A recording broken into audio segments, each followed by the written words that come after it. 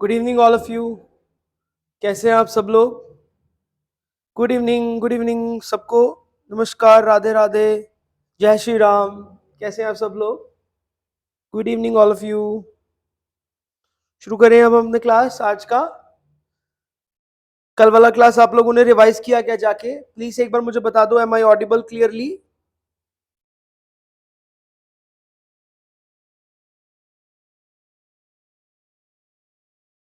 जय श्री गणेश। हाँ, अभी श्री गणेश भी करते हैं, स्टार्ट करते हैं हम लोग। Am I clearly audible to all of you? Shall I start? बोलो बोलो। ठीक है, all right.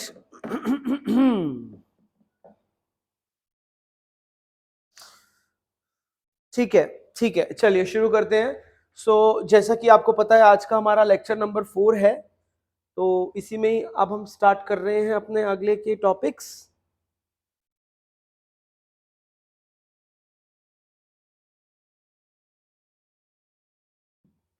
All right, okay okay okay, fine fine fine. चलो एक बार फटाफट से, कल के लेक्चर में अगर किसी को कोई डाउट है तो प्लीज पूछ लो।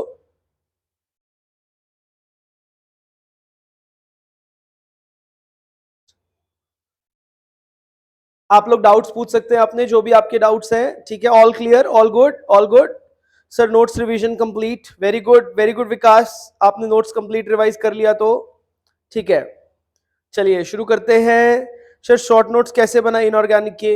विष्णु, सबसे पहले तो आपके जो नोट्स हैं उनको कंप्लीट करो, ठीक है? शॉर्ट नोट्स की बात तो बाद में है। सर डीपीपी कौन से लेक्चर के बाद स्टार्ट करना है? आज के लेक्चर के बाद आप डीपीपी स्टार्ट कर सकते हो, कोई प्रॉब्लम नहीं है। नमस्ते Khushi Rana, everybody good evening to all of you, सबको मेरा नमस्ते। चलिए अब हम शुरू करते हैं। आई होप आप लोगों ने कल का लेक्चर ढंग से रिवाइज किया होगा। एक मिनट में फैन ऑन कर लूं, फिर स्टार्ट करते हैं।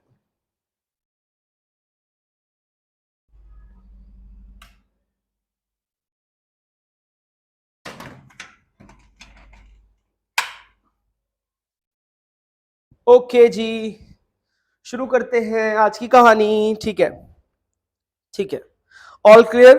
सर एफ ऑर्बिटल में कौन सा ऑर्बिटल सिग्मा बॉन्ड बनाता है? नहीं, एफ ऑर्बिटल वाला सिग्मा बॉन्ड हम लोग नहीं पढ़ेंगे। एफ ऑर्बिटल का कोई ऐसा नोन बॉन्ड्स नहीं है जो सिग्मा बनाते हो। सर रिलेटिविस्टिक एक्सपेंशन एक्सप्लेन कर दीजिए, और कॉन्ट्रैक्शन एक बार फिर से बता सकते हो? Sir relativistic contraction after 6s orbital feel होता है। IF7 में सिंगलेट लिंकेज 6 कैसे हुआ? ओके, बहुत सारे डाउट्स हैं आप लोगों के तो। चलो अब एक एक करके मैं सारे डाउट्स को यहाँ पे टारगेट करता जाऊंगा। जो भी आपके प्रॉब्लम्स हैं आप मेरे से पूछ लो, ठीक है?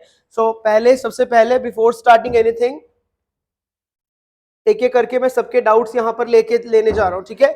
सबसे पहला टॉपिक जो हम लोग करेंगे before starting anything, I am going to talk about the revision. आज हम करेंगे रिवीजन ऑफ प्रीवियस क्लास। सबसे पहले रिवीजन करेंगे, उसके बाद फिर हम आगे बढ़ेंगे। ओके जी, स्टार्ट करें? करें स्टार्ट, ठीक है। सबसे पहले हम लोग प्रीवियस क्लास का रिवीजन करेंगे। रिवीजन ऑफ प्रीवियस क्लास, फटाफट से प्रीवियस क्लास का रिवीजन करेंगे। जो भी आपके डाउट्स हैं, टॉपिक मत पढ़ाने को मुझे दोबारा बोलना प्लीज, ठीक है? क्योंकि ऑब्वियस सी बात है, फिर हम आगे बहुत स्लोली मूव कर पाएंगे। जो डाउट्स है वो पूछ लो, डाउट्स मैं आपके बता देता हूँ, कोई प्रॉब्लम नहीं है, ठीक है? अब एक एक करके आपके डाउट्स मुझे बताते जाओ। जो भी आपके डाउट्स है मैं लेता जाता हूँ। अमित सिंघल, सबसे पहले आपका डाउट है बेटा कि एफ ऑर्बिटल में कौन सा सिग्मा बॉन्ड बनाता है? कोई सा भी नहीं बनाता। आप एफ ऑर्बिटल के बारे में ज्यादा प्लीज मत पूछताछ करो। ऐसे क्या होगा ना कि तुम अपने मेन टॉपिक से खो जाओगे। एफ ऑर्बिटल की कहानी इतनी लंबी चौड़ी नहीं है। एक मिनट, लाइट्स ऑन नहीं है शायद।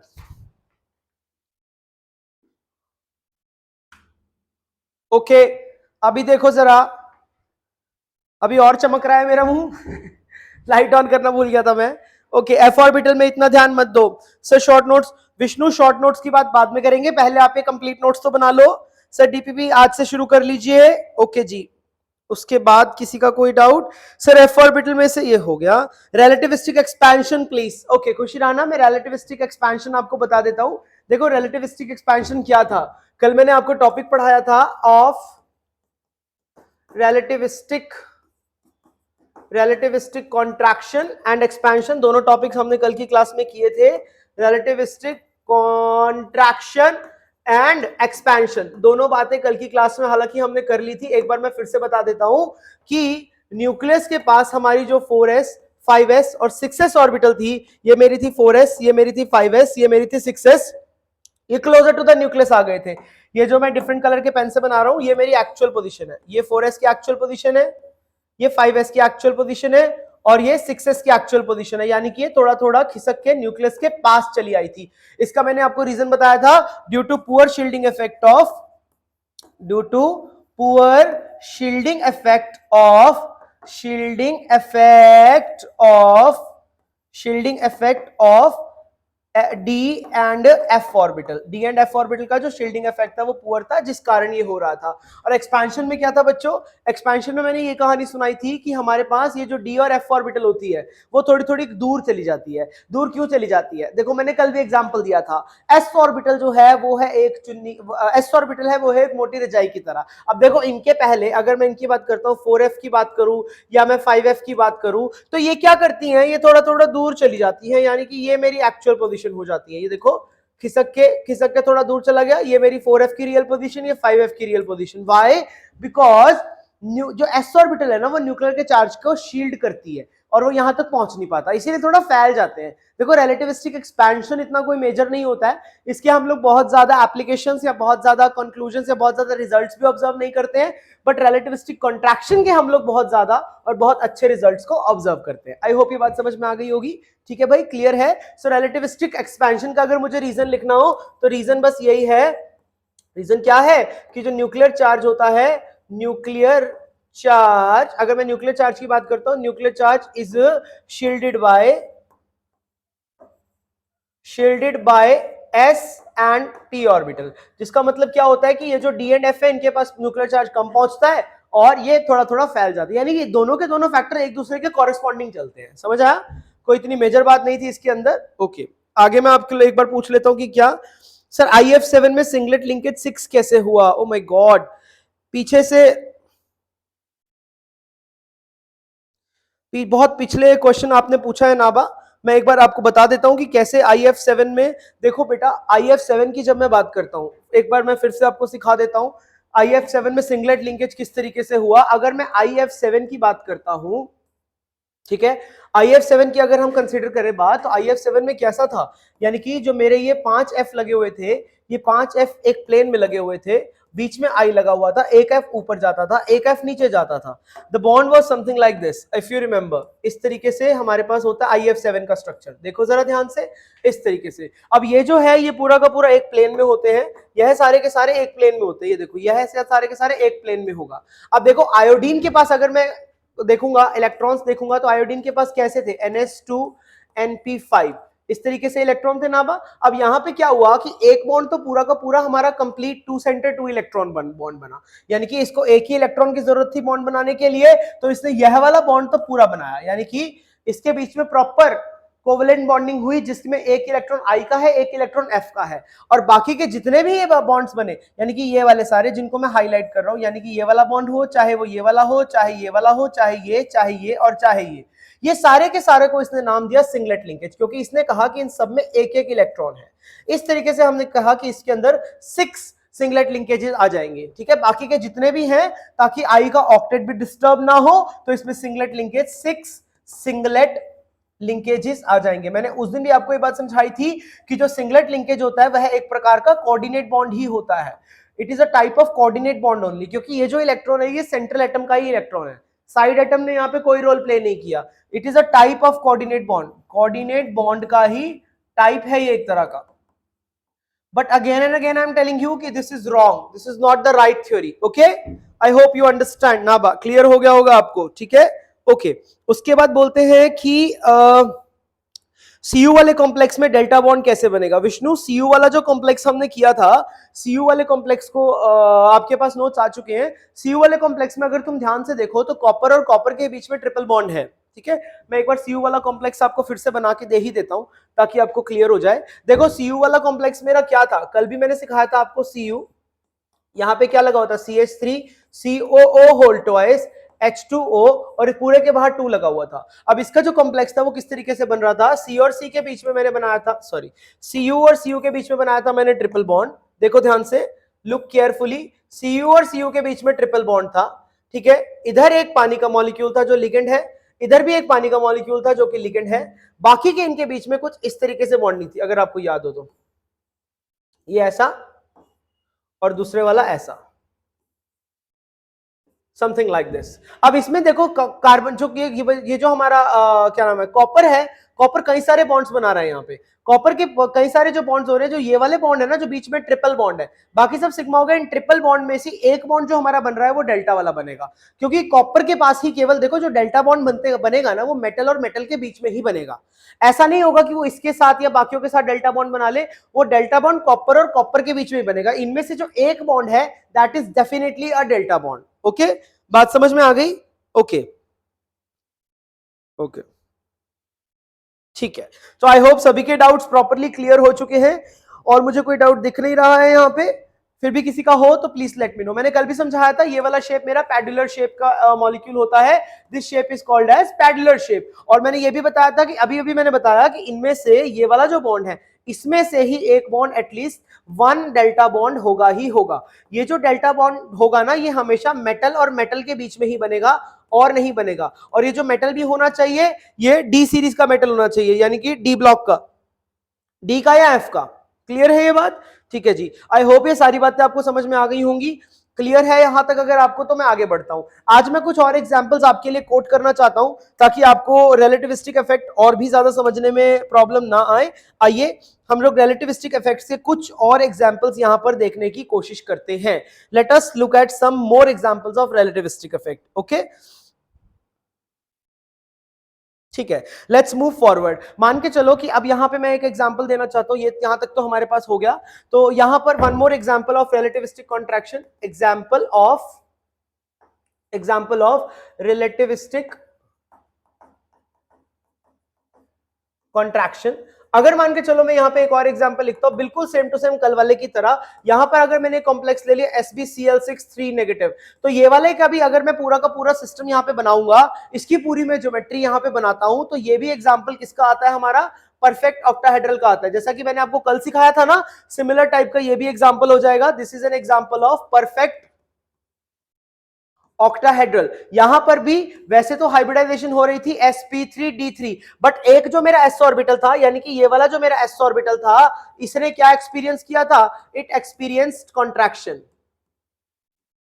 एक्सपीरियंस्ड कॉन्ट्रैक्शन, देखो मैं फिर से पूरी कहानी नहीं बता रहा हूं, आपको याद होना चाहिए, तो इस वजह से इसमें जो एक्चुअल हाइब्रिडाइजेशन होता है ये गलत हो जाता था, इसकी एक्चुअल हाइब्रिडाइजेशन होती थी p3d3।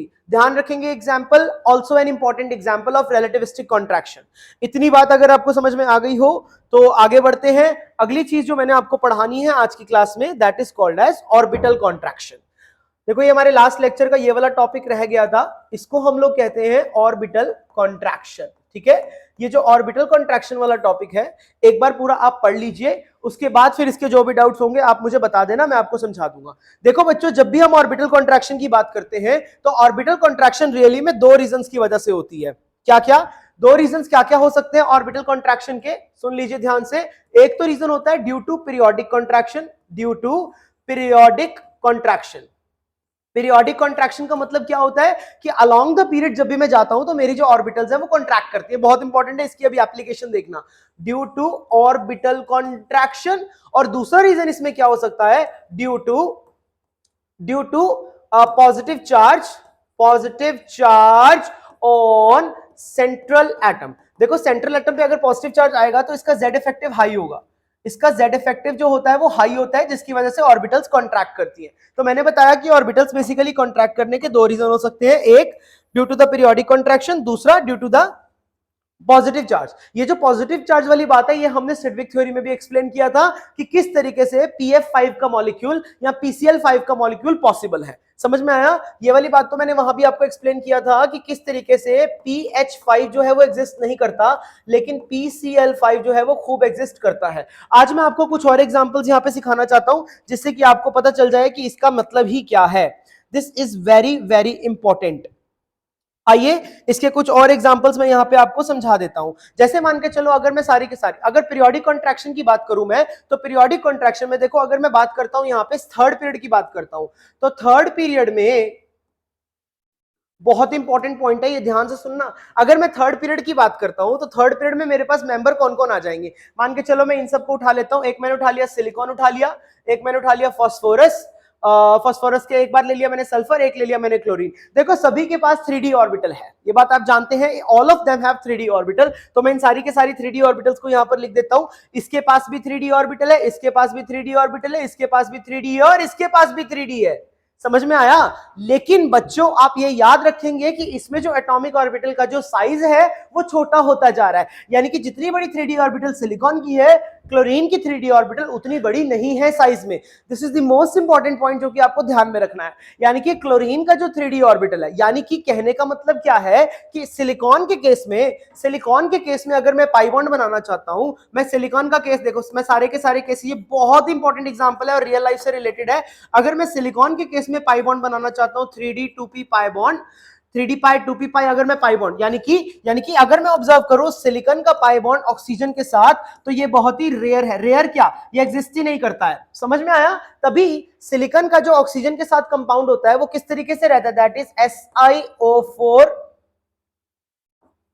इस तरीके से हमारा कॉम्प्लेक्स रहता है, यानी कि it exist in the form of silicates. और सिलिकेट्स जो होते हैं वो हमेशा कैसी फॉर्म में रहना पसंद करते हैं, पॉलीमेरिक फॉर्म में रहना पसंद करते हैं। क्यों? क्योंकि सारे के सारे यहां पर सिंगल बॉन्ड प्रेफर करता है। रेपिटेडली जो सिलिकॉन है वो ऑक्सीजन के साथ में सिंगल बॉन्ड बनाना पसंद करता है। अब आ जाओ इधर, आ जाओ इधर, कुछ हद तक डबल बॉन्ड बनने पॉसिबल हो जाते हैं, इसीलिए इसका कंपाउंड बनता है हमें PO4 3 नेगेटिव। देखो बच्चों PO4 3 नेगेटिव तुमने अक्सर सुना हुआ है। अब PO4 3 नेगेटिव में बात करता हूं दैट एग्जिस्ट। अब मैं बात करता हूं SO4 2 नेगेटिव और लास्ट में बात करता हूं ClO4 नेगेटिव। अब इन सारे के सारे स्ट्रक्चर्स को अगर मैं ऑब्जर्व करूं तो आपको साफ साफ पता चल जाएगा कि इसकी रियल मतलब क्या है। देखो सिलिकॉन के कंपाउंड्स नहीं मिलते हैं क्योंकि सिलिकॉन में जो ये मेरी 3D ऑर्बिटल है वो इस 2p ऑर्बिटल के साथ में बॉन्ड बनाना उतना प्रेफर नहीं करती है, because the size of 3D orbital is large.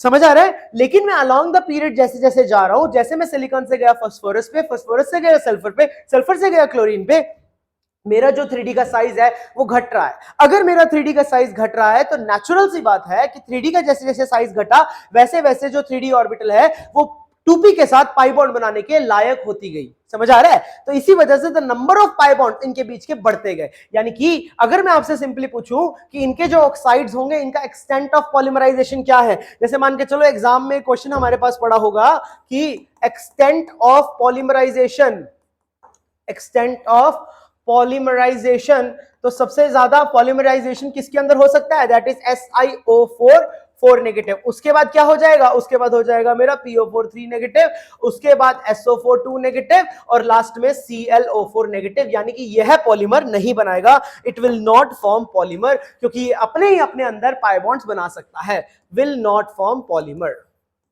Will not form polymeric compounds, यह पॉलीमर्स नहीं बनाएगा, पॉलीमेरिक कंपाउंड्स बिल्कुल भी नहीं बनाएगा। जबकि बाकी के पास संभावनाएं हैं। जैसे अगर मैं PO4 की बात करता हूं तो PO4 में कैसा स्ट्रक्चर रहता है, एक डबल बॉन्ड हो, बाकी O negative O negative O negative, यानी कि जो P के साथ में पाई बॉन्ड जो बन रहा है वो एक ही पॉसिबिलिटी है। आ जाओ इधर, आ जाओ इधर, देखो सल्फेट कैसे बनेगा, डबल बॉन्ड हो, डबल बॉन्ड हो, O नेगेटिव O नेगेटिव, यानी कि जो पाई बॉन्ड बनना है उसकी प्रोबेबिलिटी बढ़ गई। अब इधर आ जाओ, अब इसमें अगर मैं बात करता हूं तो double bond O, double bond O, double bond O and O negative, यानी कि जो पाई बॉन्ड बन रहे हैं क्या वो तीन तीन बन रहे हैं, यानी कि मॉलिक्यूल अपने ही अपने अंदर पाई बॉन्ड बनाने के योग्य है। अगर वो योग्य है तो वो पॉलीमर बनाना पसंद नहीं करेगा और अपने ही अंदर कंपाउंड्स इसके अंदर स्टेबल एग्जिस्ट करेंगे। सिलिकेट्स एक अलग टॉपिक है, वो जब मैं आपके साथ मेन ग्रुप लूंगा तब मैं सिलिकेट्स के बारे में बात करूंगा। ठीक है, यहां तक किसी को कोई प्रॉब्लम है तो प्लीज पूछिए ताकि मैं आपको बता पाऊं।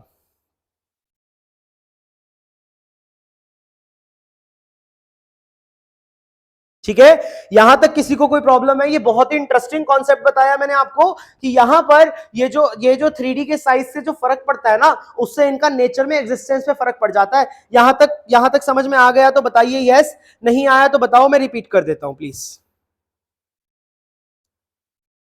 यहां तक किसी को कोई प्रॉब्लम है तो प्लीज लेट मी नो।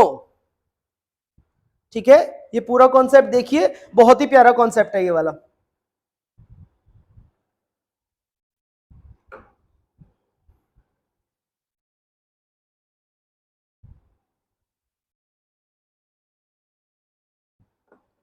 ठीक है, okay, good, all clear, no problem, बहुत बढ़िया, मजा आ गया। ठीक है, तो डी का साइज जो हो रहा है वो छोटा हो रहा है, डी के साइज छोटे होने की वजह से the extent of polymerization increases. अब मैं आपको बहुत ही, ठीक है जी, ठीक है, अब मैं आपको एक बहुत ही इंटरेस्टिंग एग्जांपल देने जा रहा हूं इसी कॉन्सेप्ट का। ये वाला क्वेश्चन हमारा आया हुआ क्वेश्चन है। देखो, मैं आपको एक कॉन्सेप्ट सिखाने जा रहा हूं जो कि बहुत मस्त कॉन्सेप्ट है, ध्यान से सुनना, ध्यान से सुन लीजिए। मान के चलो कि मैं यहां पे दो एग्जांपल्स लिख रहा हूं। एक कंपाउंड है हमारे पास, इस तरीके का मैंने कंपाउंड ले लिया, दैट इज S4N4 S4N4H4। एक मैंने कंपाउंड ये वाला ले लिया S4N4H4। अब आपने मुझे ये बताना है कि इन दोनों में से इस कंपाउंड का कौन सा स्ट्रक्चर हमारा पॉसिबल है। एक तो पॉसिबिलिटी हो जाएगी ये वाली, मैं देखो इसके दोनों पॉसिबिलिटीज बना के दिखाता हूं। एक हो जाएगा ये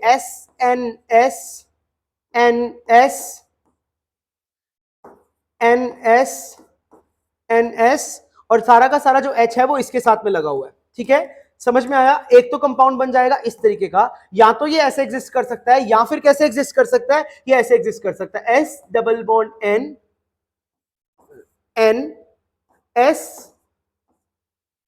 N double bond S single bond N double bond S single bond N, और जितने भी S हैं उनके साथ में लगा हुआ है हाइड्रोजन। अब आपने मुझे दिमाग लगा के ये बताना है कि इसमें से कौन सा कंपाउंड पॉसिबल है। एक तो क्वेश्चन ये आया था कि इनमें से कौन सा पॉसिबल है, और दूसरी बार इसने थोड़ा सा ट्विस्ट कर दिया। दूसरी बार इसने क्या चेंजेस करे, मैं दूसरी बार आपको दिखा देता हूं। अगली बार इसने कंपाउंड ही बदल के क्या कर दिया,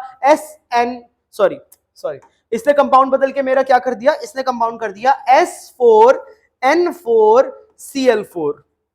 जब ये वाला कंपाउंड होता है तो इसमें देखो दो पॉसिबल स्ट्रक्चर्स इसने क्या क्या बनाए। एक तो बिल्कुल इसी का ही कॉपी, किस तरीके से SNS और बीच में N, मतलब इसी का ही मैंने कॉपी कर लिया। अब जितना भी Cl लगा हुआ है वो सारा का सारा नाइट्रोजन के संग लगा हुआ है, Cl और Cl। और दूसरी पॉसिबिलिटी इसमें क्या हो जाएगी, यानी कि इसका कॉपी, यानी कि S double bond N single bond S single N double bond S single bond N double bond S single bond N और डबल बॉन्ड S। अब की बार यहां पे क्या हो रहा है कि सारा का सारा जो क्लोरीन है वो मैंने सल्फर के संग लगा दिया, यानी कि all the chlorine is attached with the sulphur. अब आप लोगों के लिए देखो सवाल इतना प्यारा है यहाँ पे, अगर मैं क्वेश्चन नंबर 1 की बात करता हूं और क्वेश्चन नंबर 2 की बात करता हूं, देखो कंसेप्ट ये है कि इसमें से ए और बी में से कौन सा एग्जिस्ट करेगा, और नीचे वाले क्वेश्चन 2 में से ए और बी में से कौन सा एग्जिस्ट करेगा। जरा अपनी बुद्धि का इस्तेमाल करके मुझे बताओ कि यहां पर क्या क्या पॉसिबिलिटीज हो सकती है। आई वुड लाइक टू सी कि आपका कितना दिमाग चल रहा है, please let me no, hurry up hurry up. यहां पे किसी को डाउट था बेटा, एक्सटेंट ऑफ पॉलीमराइजेशन डिक्रीजेस, ये तो मैं साइन नहीं दिख रहे क्या यहां पे, डिक्रीजेस। अगले वाला जो पार्ट है मुझे इसका आंसर दो कि पहले वाले क्वेश्चन नंबर 1 में ए पॉसिबल है या बी। अब आप यहां बोल रहे हैं कि सर पहले वाले, विकास बोलता है कि सर पहले वाले में तो ए पॉसिबल है और सेकंड वाले में बी पॉसिबल है। देखो तुम्हें रीजन भी समझ में आ गया होगा, बहुत ही फंटास्टिक सा रीजन है। यहाँ पे देखो रीजन के तौर पे हम लोग क्या लिखेंगे। अब देखो इसमें मुझे क्या समझ में आता है, इसमें मुझे ये समझ में आता है कि इस वाले केस में ए पॉसिबल है। क्यों? क्योंकि अब की बार जो मेरा एटम लगा हुआ है वो क्या लगा हुआ है, हाइड्रोजन, हाइड्रोजन और हाइड्रोजन ही लगा हुआ है। ठीक है, अब हाइड्रोजन मान के चलो अगर सल्फर के संग लगा हुआ है तो हाइड्रोजन जो है वो लेस इलेक्ट्रोनेगेटिव देन सल्फर है। अगर मेरा hydrogen less electronegative than sulphur है तो हाइड्रोजन जो है वो सल्फर के ऊपर पार्शियल पॉजिटिव चार्ज जो है वो इंपार्ट नहीं करेगा, जिसकी वजह से सल्फर की इतनी औकात नहीं होगी कि वो अपना ऑर्बिटल एक्सपैंड करके और पाई बॉन्ड्स यहां पर बना सके। समझ में आया? जबकि अगर क्लोरीन लगा रहेगा तो क्लोरीन ने क्या किया, इस सल्फर के ऊपर भर भर के पार्शियल पॉजिटिव चार्ज इंपार्ट किया। अब इसके ऊपर अगर पार्शियल पॉजिटिव चार्ज इंपार्ट किया तो क्या मैं कह सकता हूं सल्फर की जो ऑर्बिटल्स है वो साइज में छोटी हो गई। अब जैसे ही सल्फर की ऑर्बिटल साइज में छोटी हो गई, सल्फर की ऑर्बिटल साइज में जब छोटी हो गई तो उन्होंने पाई बॉन्ड्स बनाने की शुरुआत कर दी। समझ में आया कि नहीं आया? तो इस वाले में, पहले वाले केस में ए मोर स्टेबल होगा और सेकंड वाले केस में बी मोर स्टेबल होगा। This is very important concept. I hope आपको ऑर्बिटल कॉन्ट्रैक्शन का रियल मीनिंग समझ में आया। देखो आप ऑर्बिटल कॉन्ट्रैक्शन से कंपाउंड की एग्जिस्टेंस के बारे में भी कमेंट कर सकते हो कि कोई कंपाउंड किस तरीके से एग्जिस्ट करेगा। किसी को कोई डाउट है तो प्लीज पूछ लीजिए। सर साइड एटम को देखकर एक केस में तो हाइड्रोजन है और एक सेकंड केस में Cl इलेक्ट्रोनेगेटिव है। हाँ जी बिल्कुल विकास, बिल्कुल सही आपने बोला।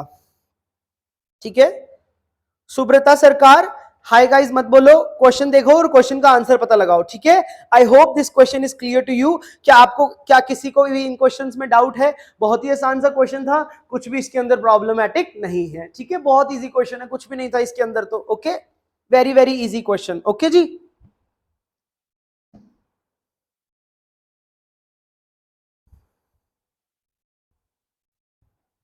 बोलो भाई, समझ में आया कि नहीं आया?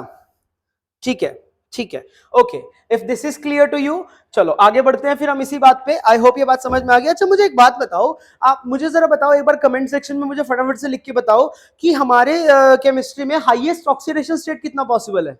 स्टेबल, अनस्टेबल मत बताना मेरे को, ट्रांजिशन स्टेट्स में मत बताना। सर 3D ऑर्बिटल कॉन्ट्रैक्शन से एक्सटेंट ऑफ पॉलीमराइजेशन कैसे लिंक करेंगे? बेटा ज्ञानेंद्र, ऐसे लिंक करेंगे, अगर मान के चलो 3D ऑर्बिटल कॉन्ट्रैक्ट करेगी तो 3D ऑर्बिटल ज्यादा से ज्यादा पाई बॉन्ड बनाने की संभावना करेगी। अगर वो पाई बॉन्ड बना रहा है तो विद इन द मॉलिक्यूल ही वो पाई बॉन्ड बना बनू के स्टेबल हो जाएगा। बट यदि वो सिग्मा बॉन्ड बनाएगा तो वो साइड वाले मॉलिक्यूल यानी दूसरे मॉलिक्यूल के भी इन्वॉल्व करेगा सिग्मा बॉन्ड फॉर्मेशन में, यानी कंटिन्यूअस चेन बनेगा, कंटिन्यूअस नेटवर्क बनेगा। Because of that network the extent of polymerization will increase. Okay जी, ओके, ठीक है, ठीक है ज्ञानेंद्र, आई होप आपको बात समझ में आ गई होगी। ठीक है, अब मुझे बता दो फटाफट से कि हाईएस्ट ऑक्सीडेशन स्टेट जो हमारी पॉसिबल होती है वह कितनी होती है? हाँ संपर्क, संपर्क बेटा, अगर आप क्लोरीन को, ओ माय गॉड +7 बोल रहे हैं लोग। 7 तो बिल्कुल ही गलत है, 7 बोलने वाले तो बिल्कुल ही पागल बच्चे हैं। अरे भैया 8 तो बहुत कॉमन सा है, ऑस्मियम टेट्राऑक्साइड इतना पॉपुलर ऑर्गेनिक रिएजेंट है, ऑक्सीडाइजिंग एजेंट है ऑस्मियम टेट्राऑक्साइड, उसमें ऑस्मियम की +8 होती है। मेरे को तो लग रहा था कि तुम्हें सही वाली भी पता होगी। देखो यहाँ पे, देखो यहाँ पे, हाई हाईएस्ट ऑक्सीडेशन स्टेट जो होता है ना, हाईएस्ट ऑक्सीडेशन स्टेट जो मेरी पॉसिबल है दैट इज +9। +9 पे टिक करके आओगे बच्चों, +9 स्टेबल है हाईएस्ट। +9 किसकी होती है? ये हमारा डिस्कवर हुआ है नवंबर, नवंबर की बात है, 2011 की बात है, जापान में डिस्कवर हुआ है। And the name of the compound is this IRO4+। इसमें इरिडियम का ऑक्सीडेशन स्टेट +9 होती है, याद रखना। और इसके अलावा +8 तो बहुत ही कॉमन है भाई, +8 तो दुनिया जहान में मिलता है। +8 का एग्जाम्पल तो आपने कई दफा देखा होगा, जैसे कि OSO4, इसको बोलते हैं हम लोग osmium tetroxide, osmium tetra oxide. ये तो बड़ा ही पॉपुलर एग्जांपल है भाई, यह एक प्रकार का ऑक्सीडाइजिंग एजेंट भी है। आपने देखा होगा, ये बहुत ही प्यारा ऑक्सीडाइजिंग एजेंट है। ये क्या करता है? एल्कीन्स को ऑक्सीडाइज करके डायोल्स में बदल देता है।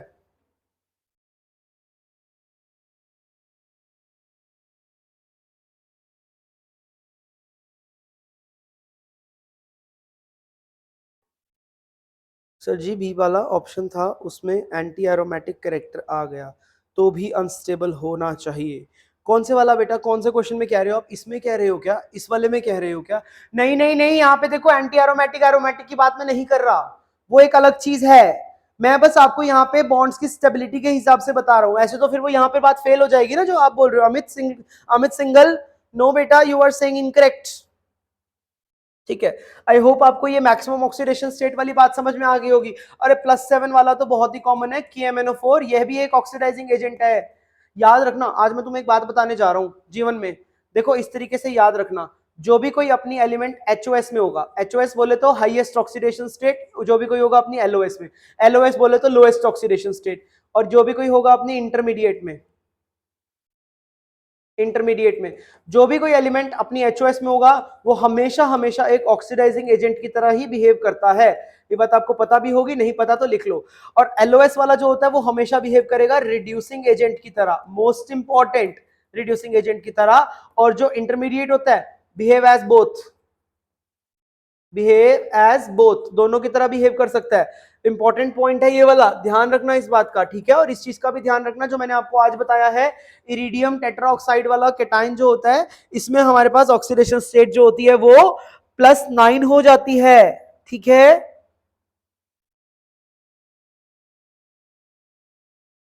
ठीक है जी, चलो इतनी बात अगर आपको समझ में आ गई हो तो लेट अस मूव फॉरवर्ड और हम अपने अगले टॉपिक की तरफ मूव कर जाते हैं।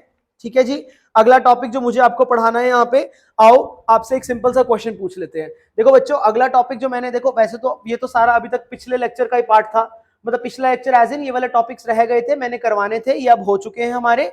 अब बेसिकली आज की क्लास में जो मुझे मेजरली तुमको करवाना था शुरू topic, that is the Drago rule. बच्चों ड्रैगो रूल बहुत ही प्यारा रूल है, ये आज मैं आपको सिखाऊंगा, ठीक है। चलो आज मैं आपको ड्रैगो रूल सिखाने जा रहा हूं, शुरू करें ड्रैगो रूल की कहानी शुरू करें। चलो देखो ड्रैगो रूल बेसिकली क्या कहता है हमें। अब मैं आपको यहाँ पे ड्रैगो रूल समझाने जा रहा हूं। What is this Drago rule? देखो होता क्या है, अगर मैं बात करता हूं यहाँ पे, जैसे एग्जाम में मान के चलो क्वेश्चन आ गया कि सबसे पहले मैं यहाँ पे डिस्कस करना चाहता हूं हाइड्राइड्स ऑफ ग्रुप 15। अगर मैं ग्रुप 15 के हाइड्राइड्स की बात करता हूं तो वह कौन कौन है हमारे पास? है NH3 है, PH3 है, PH3 के बाद ASH3 है, SBH3 है और BiH3 है। यह सारी के सारी हाइड्राइड्स होती है। अगर आपसे मैं एक सवाल पूछता हूं कि इन सारी हाइड्राइड्स में हाइब्रिडाइजेशन ऑफ सेंट्रल एटम क्या है, मुझे बताओ जरा। इन सारी के सारी हाइड्राइड्स में क्वेश्चन मेरा सिंपल सा है आप लोगों से, क्वेश्चन क्या है? what is the hybridization of central atom in the hydrides। बस आपने मेरे को ये पता लगाना। आज कोशिश करेंगे कि हम लोग हाइब्रिडाइजेशन के कॉन्सेप्ट में भी डिटेल में बात करें, ताकि मैं आपको सिखा दूं कि हाइब्रिडाइजेशन का कॉन्सेप्ट क्या है। आपने मुझे बस ये बताना है कि इसके अंदर हमारे पास क्या क्या हाइब्रिडाइजेशन पॉसिबल है, जल्दी बताओ।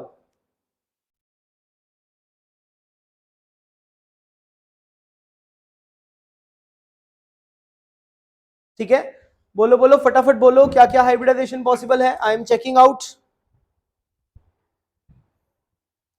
सर यहां पर जो चार्ज कॉन्ट्रैक्शन है सिडविक पीई, जो दोनों में सेम है ना? संदीप मुझे आपका क्वेश्चन नहीं समझ आया बेटा। सर यहां पर जो चार्ज कॉन्ट्रैक्शन है और सिडविक पे जो था वो, हाँ हाँ सेम है, same, yes yes yes, same same same same same है, सेम है, ठीक है। ओके बिल्कुल सही बोला इप्शा ने, इप्शा शाबाश। हाँ NH3 को छोड़ के सब में बाकियों में कोई हाइब्रिडाइजेशन नहीं होता है। अब यहाँ पे इसका कारण क्या है, आओ मैं आपको इसका रियल में मतलब सिखाता हूँ। देखो बच्चों NH3 के अंदर तो मस्त एकदम हाइब्रिडाइजेशन होता है, NH3 को कोई प्रॉब्लम नहीं है। NH3 में हाइब्रिडाइजेशन यहाँ पर पॉसिबल है और NH3 में हाइब्रिडाइजेशन होती है मेरे पास sp3, दिस इज पॉसिबल, कोई प्रॉब्लम नहीं है। लेकिन जैसे ही मैं बात करता हूँ इन सब की बात करता हूँ, तो इन सब में आपने ध्यान रखना है कि नो हाइब्रिडाइजेशन, इसके अंदर हाइब्रिडाइजेशन पॉसिबल नहीं है। और ऐसे ही कंपाउंड्स को हम लोग क्या बोलते हैं केमिस्ट्री में? ड्रैगो कंपाउंड्स बोलते हैं। अब इनके पीछे क्या कहानी है कि ड्रैगो क्यों ही बोलते हैं इनको, आइए इसके अंदर थोड़ा सा डाइव इन करके देखते हैं। देखो बच्चों अगर मैं इनकी बात करता हूं, let's suppose if I talk about phosphorus, तो फास्फोरस में जो 3s होता है और जो 3p होता है, ठीक है, ये वाला 3s और 3p होता है फास्फोरस के अंदर। इसके अंदर देखो साइड एटम अब की बार क्या लगा हुआ है? हाइड्रोजन लगा हुआ है। हाइड्रोजन जो है वो एक इलेक्ट्रोनेगेटिव स्पीशीज नहीं है। सिंस वो एक इलेक्ट्रोनेगेटिव स्पीशीज नहीं है, तो इसका साफ साफ यही मतलब है कि द गैप बिटवीन, ये वाला जो गैप होगा between when H is side atom, है ना, the gap between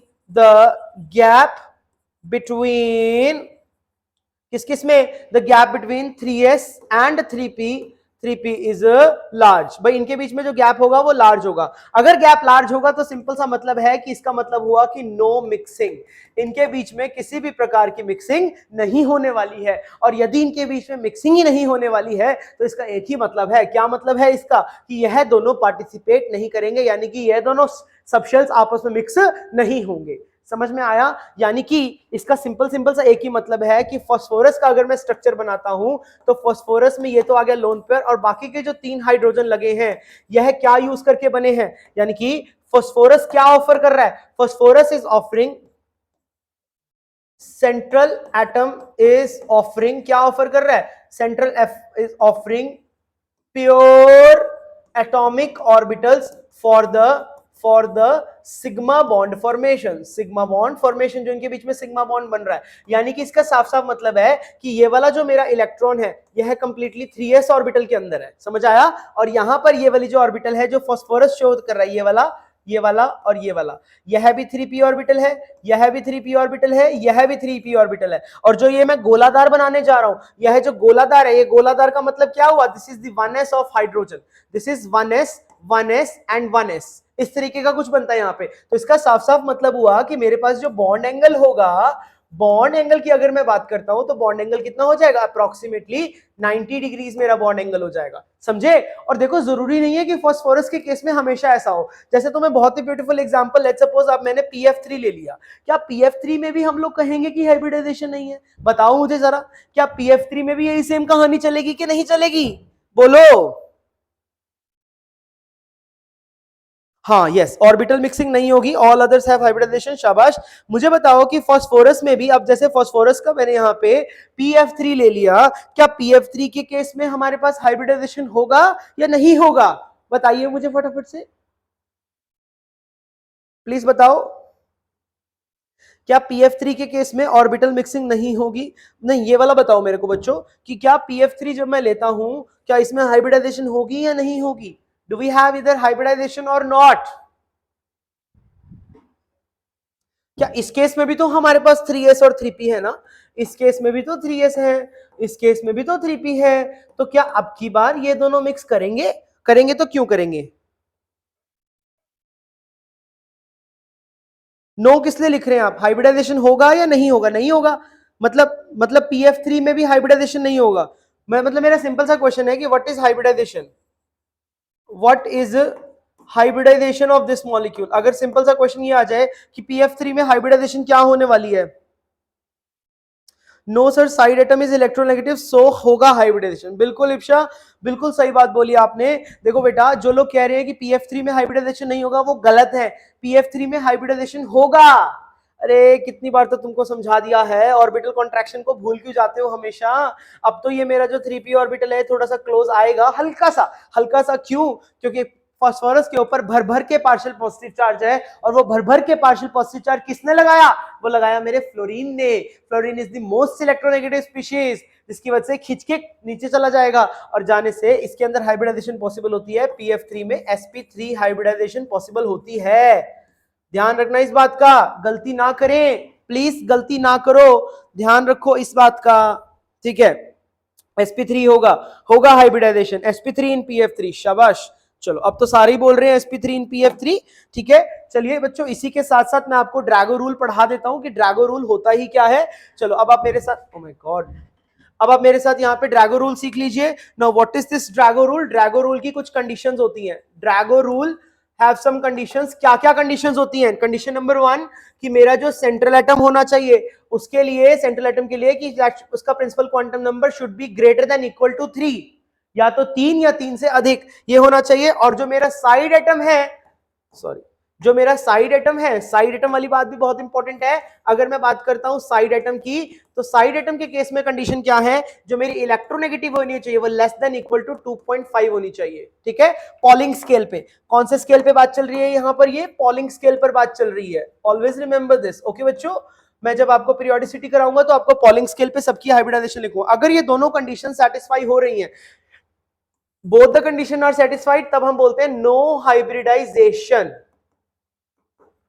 no hybridization, कोई हाइब्रिडाइजेशन इसमें पॉसिबल नहीं होता अगर ये दोनों कंडीशंस पॉसिबल हो रही हैं। और आपने एक और बात का ध्यान रखना है कि यहां पर सब में जो बॉन्ड एंगल की वैल्यू आ जाती है, बॉन्ड एंगल अगर मैं बात करूं तो बॉन्ड एंगल सभी केसेस में 90 डिग्री के आसपास हो जाती है। व्हाई?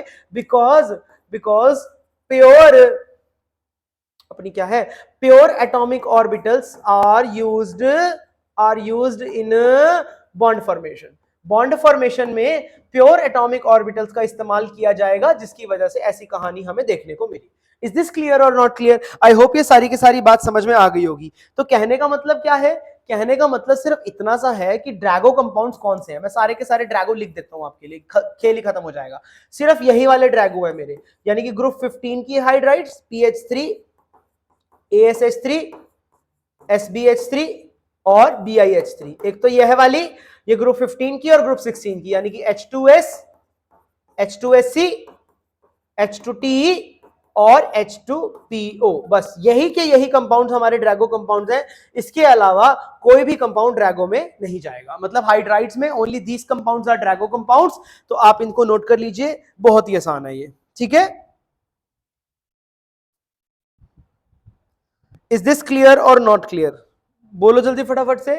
और हाँ, बॉन्ड एंगल में ना एक कंडीशन और लिख लेना, +5 डिग्रीज, ठीक है। मतलब प्लस प्लस जा सकता है, कोई इसमें ज्यादा बड़ी बात नहीं है। जैसे कईयों का 92 पॉइंट कुछ होता है, 93 पॉइंट समथिंग होता है, मतलब लेकिन क्लोज टू 90, तभी मैंने अप्रोक्सीमेटली लिख दिया, अप्रोक्सीमेटली इक्वल टू 90 ही होगा। यहां तक किसी को कोई डाउट है तो प्लीज मेरे से पूछ लो, I am here to see your doubts. किसी को भी कोई डाउट है तो प्लीज पूछो, हरी अप, हरी अप। हाँ, क्यों नहीं है? ओके, यहाँ पे संदीप का डाउट है कि NH3 ड्रैगो क्यों नहीं है। अरे बहुत इजी है, क्योंकि देखो ना बेटा, NH3 की अगर मैं बात करता हूं तो NH3 में क्या हो रहा है, अगर मैं NH3 की बात करता हूं तो N में ऑर्बिटल्स कौन कौन से इन्वॉल्व है, एक तो 2s इन्वॉल्व है, एक 2p इन्वॉल्व है। अरे the gap between 2s and 2p is less gap, less gap होता है। अब गैप अगर लेस होगा तो mixing can take place, mixing can happen, mixing जो है वो हमेशा हैपन हो सकती है। ठीक है भाई, संदीप क्लियर हुई बात? संदीप बोलो,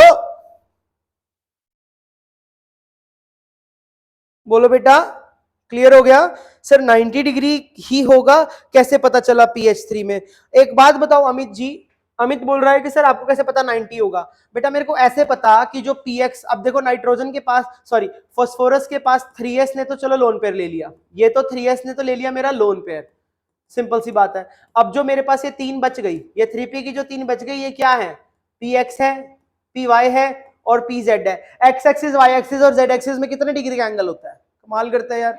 3 जो है मेरे पास, अगर मैं इस तरीके से कोऑर्डिनेट एक्सिस बनाता हूं, मान के चल भाई, ये तेरी z एक्सिस है, ये x एक्सिस है, ये y एक्सिस है, तो इनके बीच में जो एंगल होगा वो 90 डिग्री का नहीं हो जाएगा? तो नेचुरल सी बात है कि इनके बीच में एंगल 90 डिग्री होगा। और किसी का कोई अच्छा सवाल हो तो बोलो। प्रीति गुप्ता बोलती है hello sir. Hello Preeti, how are you? अभी आए हो क्या आप क्लास में? ठीक है। अमित आपको क्लियर हो गया? अमित जो आपका डाउट था, क्या वो आपको क्लियर हो गया कि भाई जो भी था? ठीक है, आई होप ये सारी की सारी कहानी समझ में आ गई होगी। मैं आपके लिए क्वेश्चन लिख देता हूं, आप मुझे बताएंगे कि इनमें से ड्रैगो कंपाउंड्स कौन कौन से हैं। चलो जल्दी से बता दो। आइडेंटिफाई इफ ड्रैगो और नॉट, आइडेंटिफाई इफ ड्रैगो और नॉट। चलो बता दो, फटाफट बता दो मेरे को। 1 pH3, 2 pF5,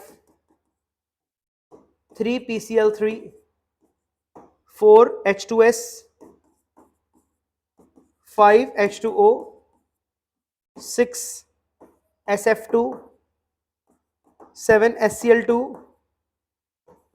8 is ASF3, 9 is ASH3 और 10 is BiH3। चलो जल्दी से मुझे बताओ कि इनमें से ड्रैगो कौन है और ड्रैगो कौन नहीं है। फटाफट बता दो, 2-3 सेकंड से ज्यादा मत लेना। जल्दी मुझे बताओ कि इसमें ड्रैगो कौन कौन है और कौन कौन नहीं है। ठीक है, do let me know please कि how many of them are Drago. बोलो बोलो बोलो। चलो प्यारे बच्चों, ड्रैगो बता दो इसमें से कौन कौन से हैं, फिर आगे बढ़ेंगे हम लोग।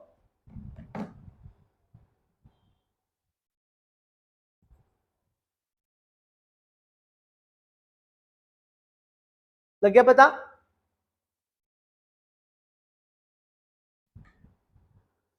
ठीक है, 1 4 9 10। विकास बोलता है सर 1 4 9 10 ड्रैगो है, बाकी नहीं है। चलो चेक कर लेते हैं। अब मुझे बताओ, पहले वाला ड्रैगो होगा, yes this is Drago.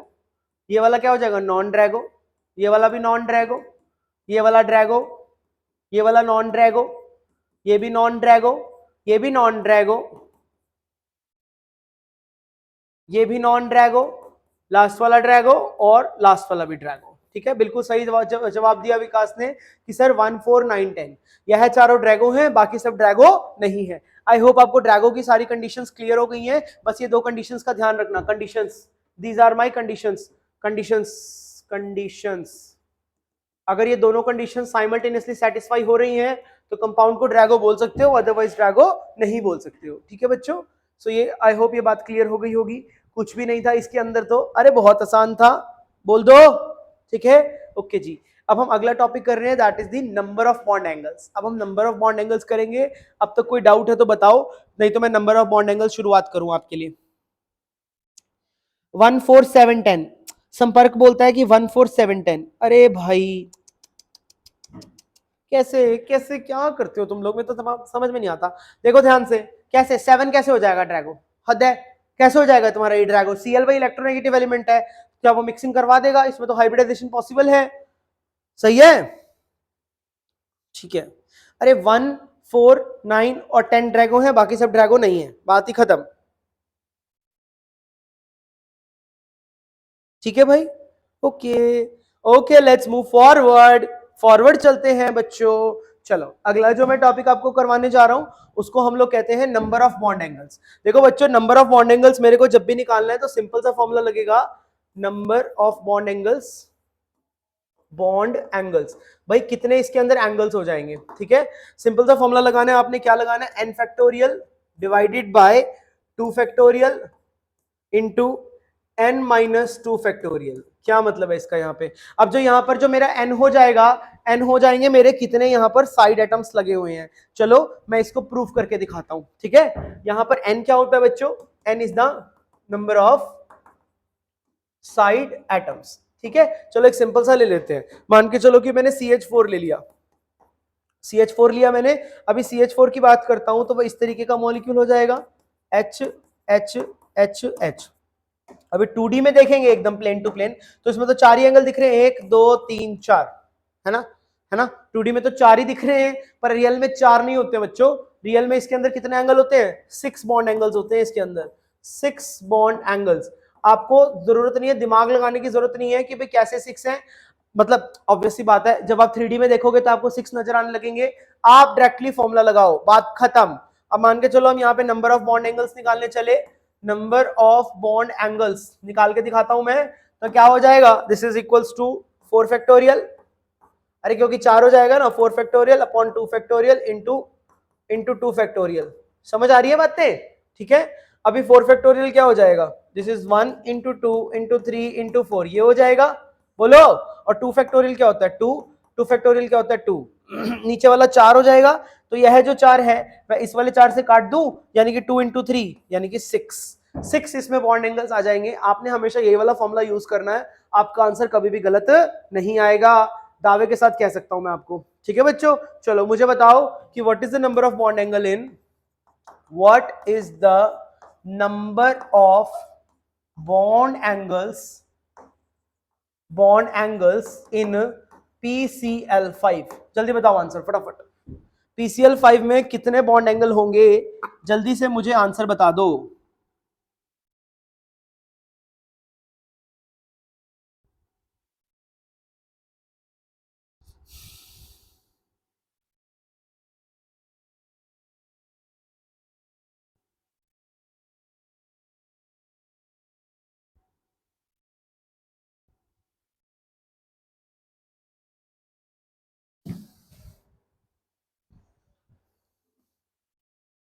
Sir पर लोन पेयर ने रिपल्शन क्रिएट क्यों नहीं किया PH3 में? अमित किसने तुम्हें कहा है नहीं किया? अरे मेरे भाई सुन मेरी बात, अमित क्या कह रहा है भाई तू? तुम कह रहे हो कि लोन पेयर ने रिपल्शन क्रिएट नहीं किया, करने दो ना, तो क्या बॉन्ड एंगल 90 से कम थोड़ी हो जाएगा? जब लोन पेयर होने के साथ साथ जब बॉन्ड एंगल 107 रह सकता है तो क्या 90 नहीं रह सकता? कैसी बातें करते हो तुम अमित? अमित समझ में आया कि नहीं आया? बहुत बढ़िया, बड़े अच्छे बच्चे हो, सबने 10 10 10 10 10, परफेक्ट आंसर 10 ही आएगा अगले वाले का आंसर। अमित तुम्हें बात समझ में आई कि नहीं आई? भाई जिसको इस तरीके के कोई भी ऐसे सवाल पूछने हैं ना, आप लोग प्लीज मुझे मैसेज कर दिया करो, ठीक है। मुझे नहीं पता कि और कहाँ देखने होते हैं तुम्हारे क्वेश्चंस, आप लोग मुझे टेक्स्ट कर दिया करो कि मेरा ये सवाल है, ठीक है जी। बिल्कुल सही जवाब 10 आ जाएगा इसका आंसर। पहले तो मैं फॉर्मूला लगा देता हूं, फॉर्मूला क्या लग जाएगा मेरा, 5 factorial divided by 2 factorial into 3 factorial.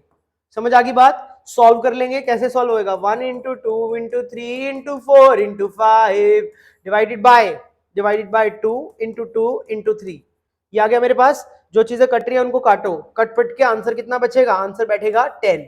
तो 10 बॉन्ड एंगल इसमें होते हैं। मैं कोशिश करता हूं आपको दिखाने की कि 10 बॉन्ड एंगल किस प्रकार होते हैं।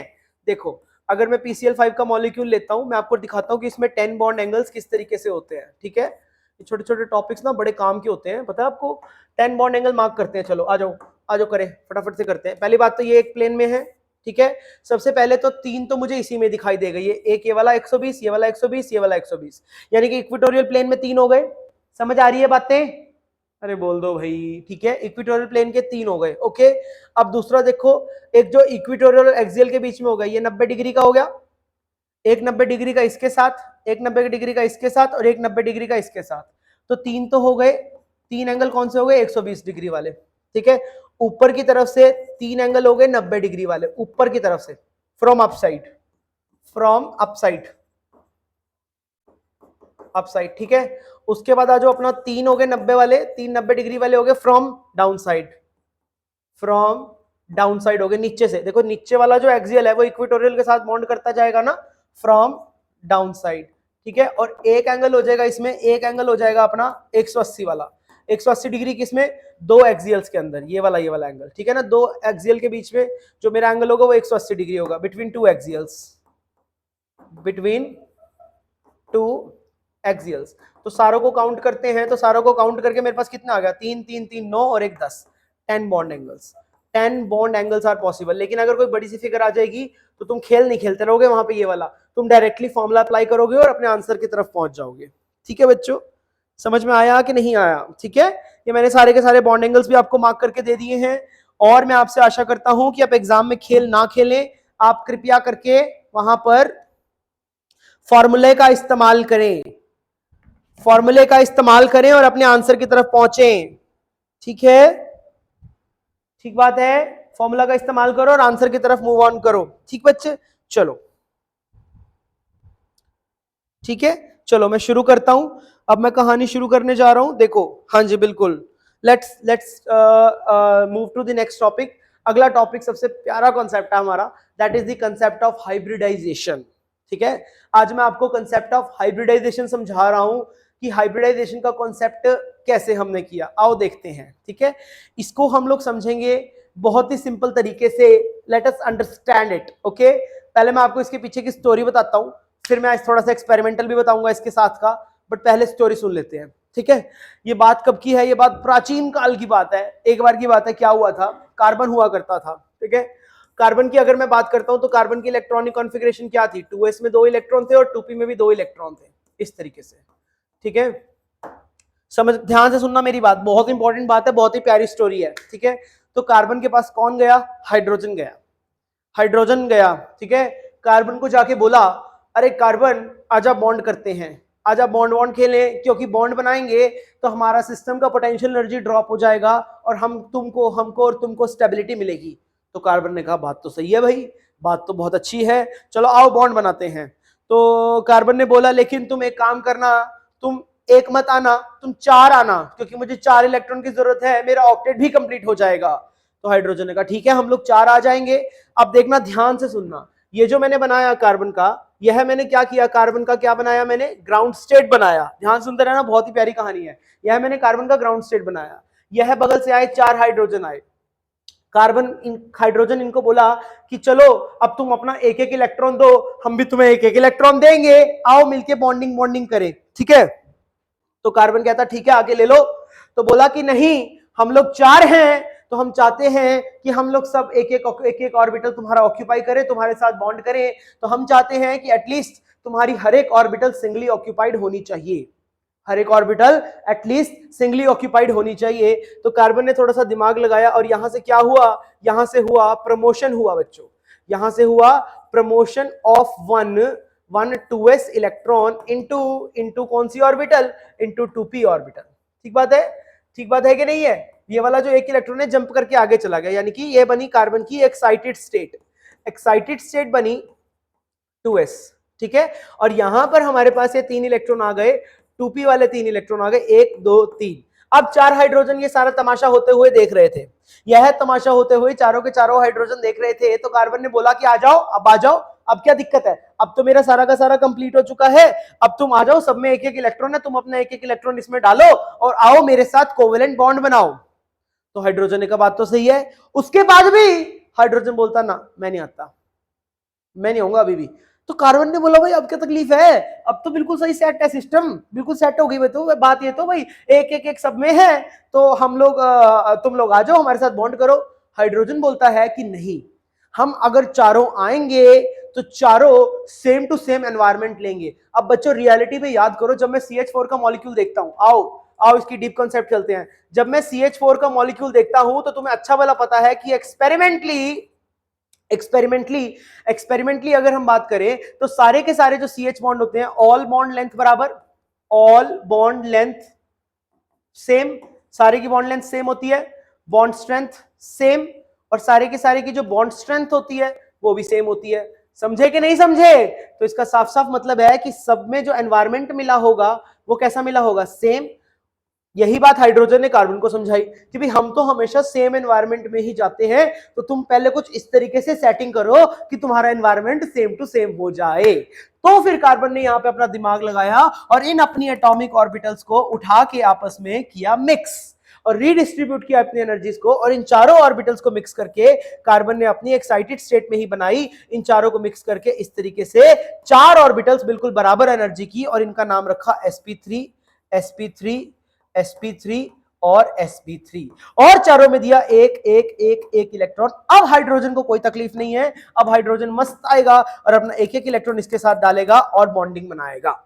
समझ रहे हो? अब मेरा आप लोगों से एक बहुत छोटा सा सवाल है, बहुत छोटा सा सवाल है कि देखो बच्चों, अगर मान के चलो, सवाल नहीं है वैसे, एक छोटा सा कॉन्सेप्ट है, अगर मान के चलो कि कार्बन ने अपनी प्योर एटॉमिक ऑर्बिटल्स का इस्तेमाल किया होता, ध्यान से सुनना, if carbon has used pure atomic orbital, if वाली बात है ये, इफ ये सच नहीं है, if carbon has used pure atomic orbitals, अगर उसने let suppose pure atomic orbitals का इस्तेमाल किया होता तो कहानी कैसे बदलती? तब हमारे पास 2 सेट्स ऑफ बॉन्ड होते, तब हमारे पास 2 सेट्स ऑफ बॉन्ड होते। कौन कौन से होते? वो 2 सेट। 3 बॉन्ड होते हमारे पास एटलीस्ट। 3 बॉन्ड कौन से होते? 2p और 1s वाले, 2p और 1s वाले 3 बॉन्ड होते, और 1 बॉन्ड होता है यहाँ पे, 1 बॉन्ड इसमें कौन सा होता? 2p, oh I am sorry, 1 bond होता है यहाँ पे, इसके अंदर कौन सा वाला बॉन्ड होता? 1 बॉन्ड होता 2s एंड 1s वाला। समझ में आया कि नहीं आया? देखो 1s तो हमेशा किसका है? हाइड्रोजन का है, और यहाँ पे 2p किसका? कार्बन का, 2s भी किसका? कार्बन का। 2 डिफरेंट सेट ऑफ बॉन्ड होते, यानी कि 3 बॉन्ड तो होते स्ट्रॉन्ग और 1 बॉन्ड होता वीक। लेकिन मीथेन में ऐसा कुछ भी हमने नहीं पाया, यानी कि मीथेन में चारों के चारों जो बॉन्ड थे वो बिल्कुल बराबर स्ट्रेंथ और बराबर लेंथ के थे। इज इट क्लियर और नॉट? क्या आपको ये बात समझ में आई कि नहीं है? जल्दी बताओ मुझे, समझ में आया तो फिर मैं आगे बढ़ूं, फिर मैं आपको इसका एक्सपेरिमेंटल प्रूफ देता हूं।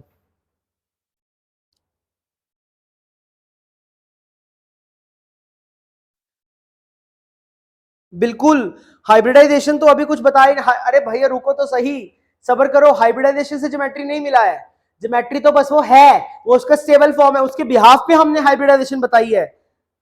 ठीक है विकास, देंगे आपको मौका बेटा, सब्र तो करो जरा। क्या पहले मुझे बताओ कि यहां तक बात समझ में आई कि नहीं आई?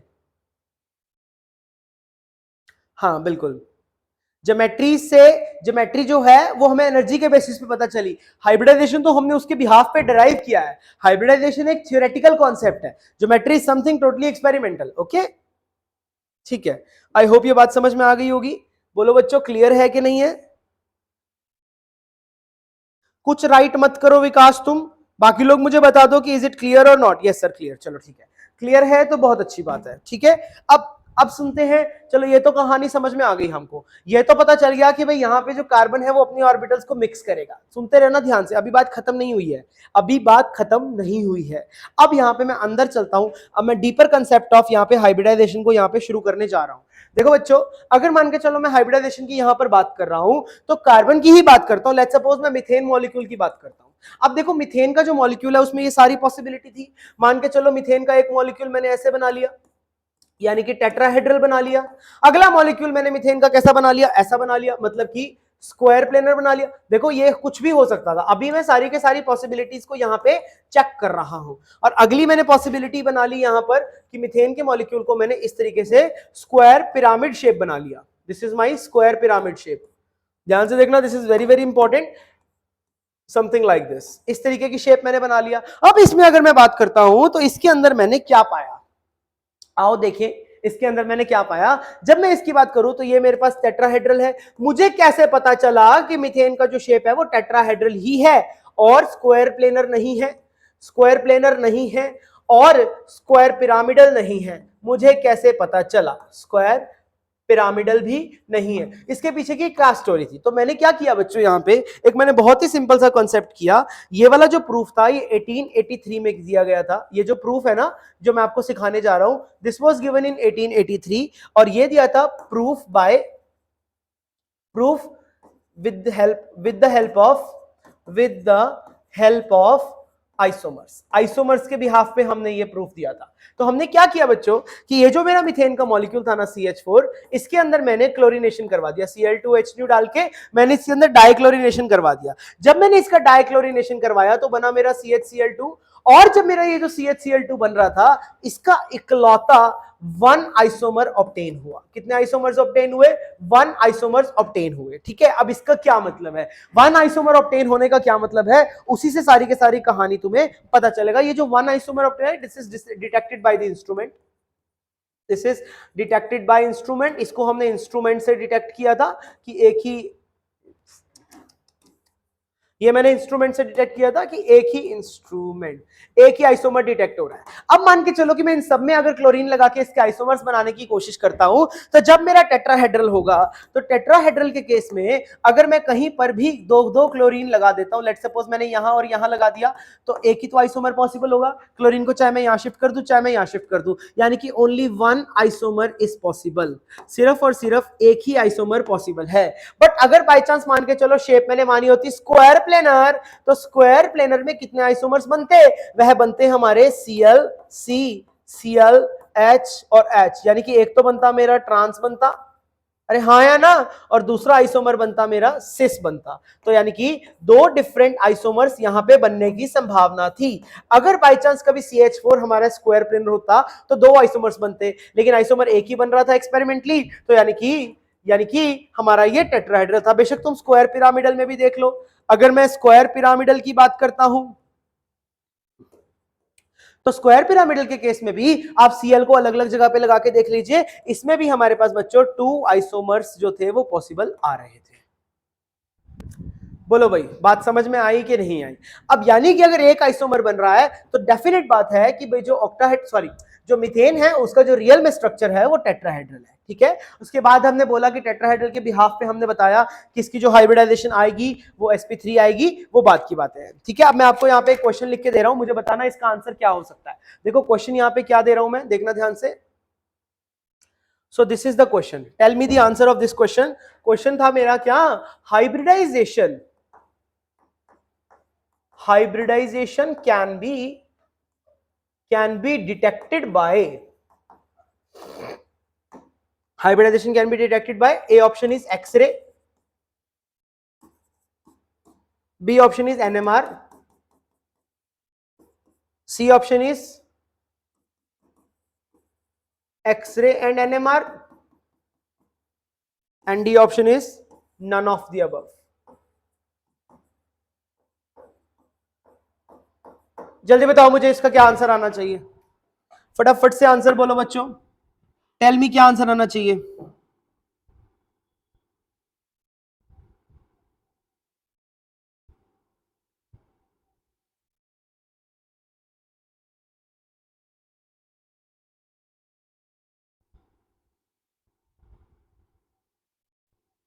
ओके, यहां पे प्रीति का डाउट है कि पहले तो विष्णु का डाउट मैं ले लेता हूं। विष्णु कहता है कि सर बुक में साय करके कुछ लिखा रहता है अजीब सा, उसको रहता है, वो क्या है? बेटा साय जो होता है ना वो एक मैथमेटिकल फंक्शन होता है जो एटॉमिक ऑर्बिटल्स के लिए यूज होता है। आपसे पहले आपको जब आप एटॉमिक स्ट्रक्चर पढ़ोगे तो वहां पर आ जाएगा, ठीक है ना, एटॉमिक स्ट्रक्चर के अंदर डिटेल में आ जाएगा, चिंता ना करो तुम बिल्कुल भी, दिख नहीं रहा ना मैं आपको। ओके ओके, दूसरा यहाँ पे पूछता है, दूसरा एक बच्चे ने पूछा कि सर नोट साथ साथ बनाना है या पीडीएफ डाउनलोड कर? भाई साथ साथ बना लो, मैं सही बोल रहा हूँ, जब तुम नोट साथ साथ बनाओगे तो ज्यादा मजा आएगा करने में।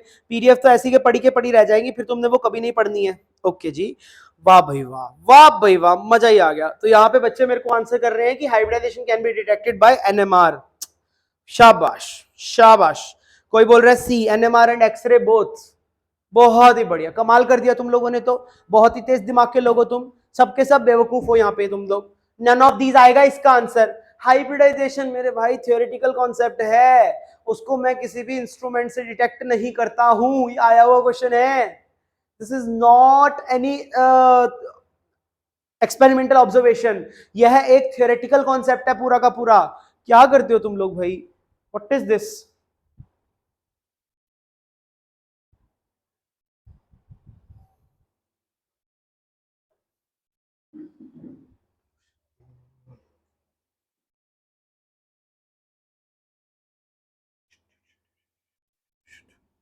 Hello hello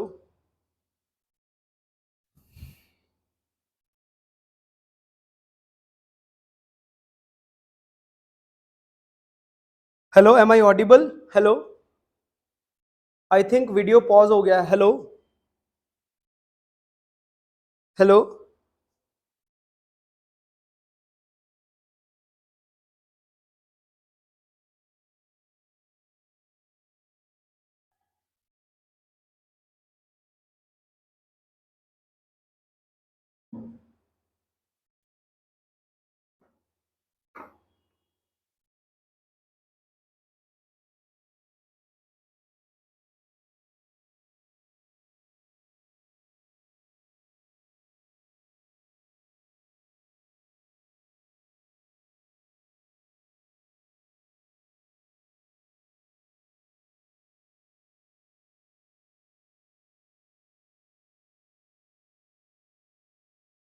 am I audible? Hello, अभी बताओ जल्दी से, दिख रहा हूं क्या मैं? दिख रहा हूं मैं, या मेरी आवाज आ रही है? हेलो, कुछ टेक्निकल प्रॉब्लम था। Am I visible and audible? Video तो नहीं अटक रहा है? साउंड्स आ रही हैं अभी, देखो please check it again, please check it, please check it again. बच्चों please check it again.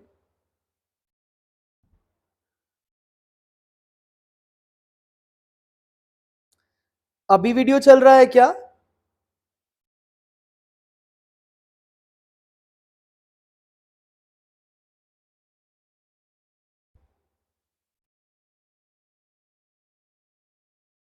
Okay great, ठीक है, अभी ठीक है, यस विजिबल हो गया है, बहुत बढ़िया।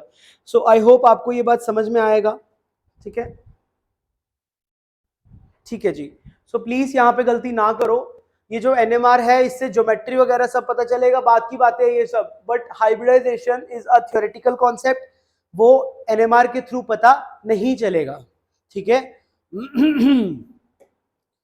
ठीक है जी, आई होप ये बात समझ में आ गई होगी। तो बस यहां से फिर हमारे पास हाइब्रिडाइजेशन की डेफिनेशन में लिख देता हूं आप लोगों के लिए। तो हाइब्रिडाइजेशन की डेफिनेशन क्या बनेगी? Process to mix and redistribute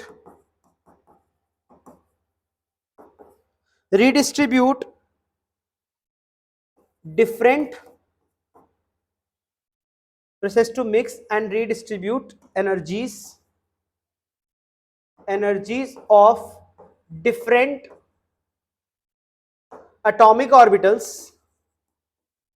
different atomic orbitals different atomic orbitals to make them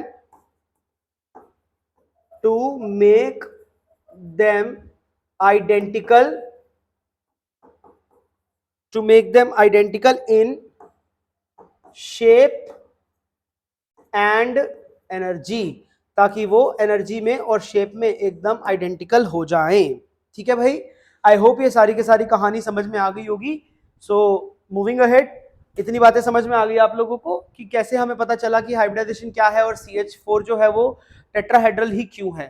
ठीक है जी, डेफिनेशन वगैरह ऑल क्लियर? ऑल क्लियर भाई, ऑल क्लियर? ठीक है। चलो आगे बढ़ रहा हूं अब मैं अगला टॉपिक यहां पे शुरू करने जा रहा हूं, that is criteria of hybridization. ठीक है, लेट अस अंडरस्टैंड कि हाइब्रिडाइजेशन के क्राइटेरियाज क्या क्या है। मैं सारे के सारे क्राइटेरियाज यहां पे लिख देता हूं।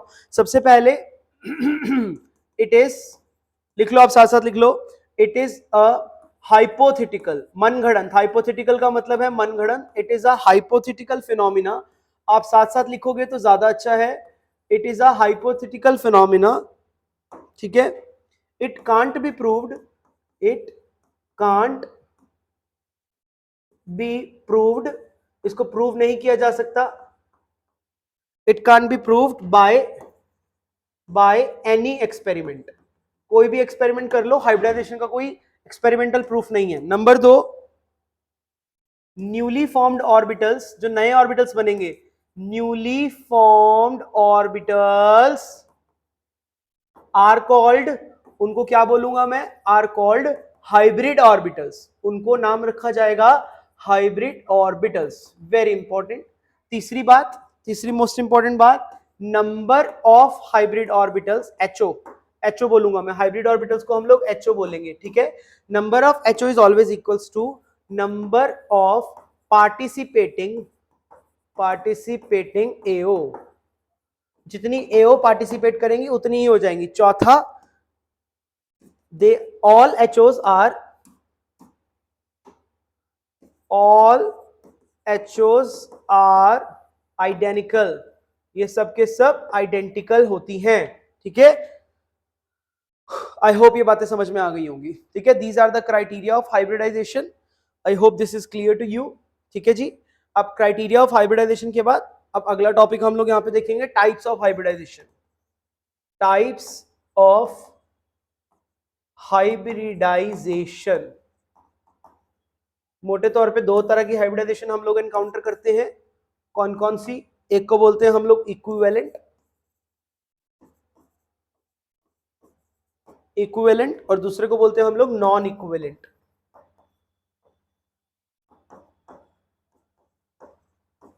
ठीक है, इक्विवेलेंट के अंदर लिख लेंगे, इसके अंदर हम लोग हाइब्रिडाइजेशन लिख लेंगे। ध्यान से देखना, बड़ा ही इंपॉर्टेंट पॉइंट है। इसमें क्या होगा, एनर्जी, लेंथ,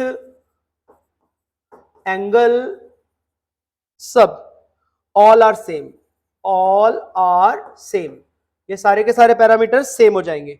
जैसे कि एग्जांपल के तौर पे मैंने ले लिया CH4, ठीक है। अगर मैं बात करता हूं नॉन इक्विवेलेंट की, तो इसमें नॉन आइडेंटिकल हो जाता है, नॉन आइडेंटिकल, ठीक है। यहां तक किसी को कोई समस्या है तो प्लीज आस्क।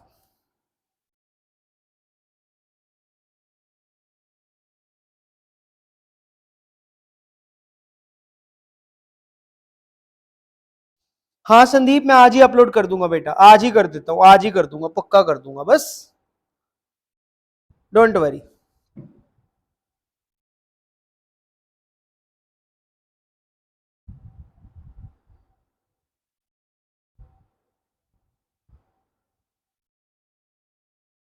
ठीक है जी, ठीक है जी, समझ में आया कि नहीं आया? ओके। अच्छा, इस टाइप ऑफ हाइब्रिडाइजेशन को ना एक काम करो, जैसे हम यहाँ पे पढ़ रहे थे ना, 4 पॉइंट लिख लिए थे, इसको एज अ 5th पॉइंट मान लो, इसको 5th पॉइंट मान लो तुम, कोई चक्कर नहीं है, ठीक है। छठे पॉइंट पे बात करता हूं अब मैं, 6th पॉइंट की बात करते हैं। देखो, नीड ऑफ हाइब्रिडाइजेशन, ये बहुत ही फैंटास्टिक पॉइंट है। नीड ऑफ हाइब्रिडाइजेशन, नीड ही क्या है, क्या जरूरत पड़ी, पहले इसको समझेंगे, फिर मैं इसको लिखवा दूंगा कि हाइब्रिडाइजेशन की नीड क्या है, पहले हम लोग समझेंगे। तब तक के लिए अगर आपका कोई प्रॉब्लम है तो प्लीज आस्क। देखो बच्चों, था क्या, अब पीछे आ जाते हैं। मान के चलो कि अगर जैसे CH4 में है, यहां पर अगर हाइब्रिडाइजेशन होता ही ना, जैसे मैंने बताया, if carbon has used pure atomic orbitals, है ना, प्योर एटॉमिक ऑर्बिटल्स यहां पर बनते, ध्यान सुनते जाना, अगर मान के चलो प्योर एटॉमिक ऑर्बिटल्स बनते तो प्रॉब्लम क्या थी, बनने तो क्या दिक्कत होगी थी, है ना। एक बात कि वो हमारा एक्सपेरिमेंटल रिजल्ट से मैच नहीं कर रहा था, एक तो प्रॉब्लम हमारे पास वो थी। दूसरी सबसे बड़ी समस्या हमारे पास क्या आ रही थी, देखना ध्यान से देखना, अगर प्योर एटॉमिक ऑर्बिटल्स बॉन्ड बनाते हैं तो जो 2p बॉन्ड बनाता है 1s के साथ, वो तो ठीक है, क्योंकि p और s का बॉन्ड जो होता है वो काफी स्ट्रांग होता है। क्यों? क्योंकि p ऑर्बिटल जो होती है वो डायरेक्शनल होती है। बड़ी इंपॉर्टेंट बात, याद आया, याद आया, मैंने बताया था ना कि p orbital is directional in nature. लेकिन s और s का बॉन्ड, क्योंकि s ऑर्बिटल नॉन डायरेक्शनल होती है, और जनरली जो सिग्मा बॉन्ड्स नॉन डायरेक्शनल होते हैं वो कंपैरेटिवली वीकर होते हैं। समझे मेरी बात? तो हाइब्रिडाइजेशन का एक ये भी बहुत बड़ा महत्व है कि अगर मान के चलो बाय चांस मेरे पास कुछ ऑर्बिटल्स ऐसी हैं जो कि नॉन डायरेक्शनल है, कुछ का क्या मतलब है, एस ऑर्बिटल अगर है मेरे पास, एससी होती है नॉन डायरेक्शनल, अगर मेरे पास एस ऑर्बिटल है जो कि नॉन डायरेक्शनल है, अगर मैं उस एस ऑर्बिटल को पी के साथ में मिक्स कर दूंगा, पी के साथ उसकी मिक्सिंग करवा दूंगा, तो नेचुरल सी बात है कि जो नए वाली बनेगी, जो हाइब्रिड ऑर्बिटल बनेगी, that is definitely directional in nature, है ना। तो यानी कि मेरे पास सारी के सारी जो ऑर्बिटल्स थी जो कि बॉन्ड बनाने वाली हैं, अब वो सारी के सारी क्या हो चुकी हैं, डायरेक्शनल हो चुकी हैं, और डायरेक्शनल होने के कारण जो बॉन्ड का जो स्ट्रेंथ होगा वो बढ़ जाएगा। ये बात समझ में आई कि नहीं है? कोई प्रॉब्लम है तो प्लीज पूछ लीजिए। यहां तक कोई किसी को कोई प्रॉब्लम है तो प्लीज आस्क। यहां तक किसी को कोई प्रॉब्लम है तो प्लीज आस्क, मैं बता दूंगा आपको।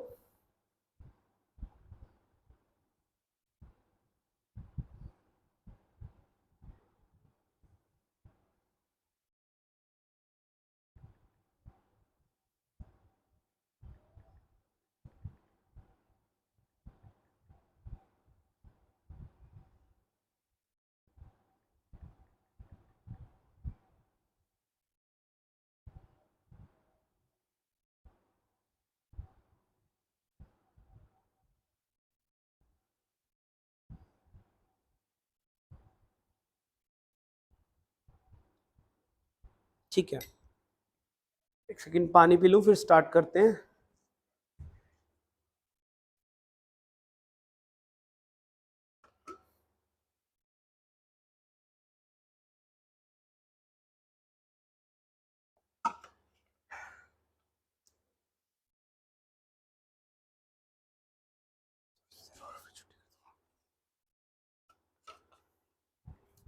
ओके ठीक है जी, सबको क्लियर है? कोई डाउट है? ओके संदीप का यहाँ पे डाउट है सर, नॉन इक्विवेलेंट हाइब्रिडाइजेशन का एग्जांपल दे दो।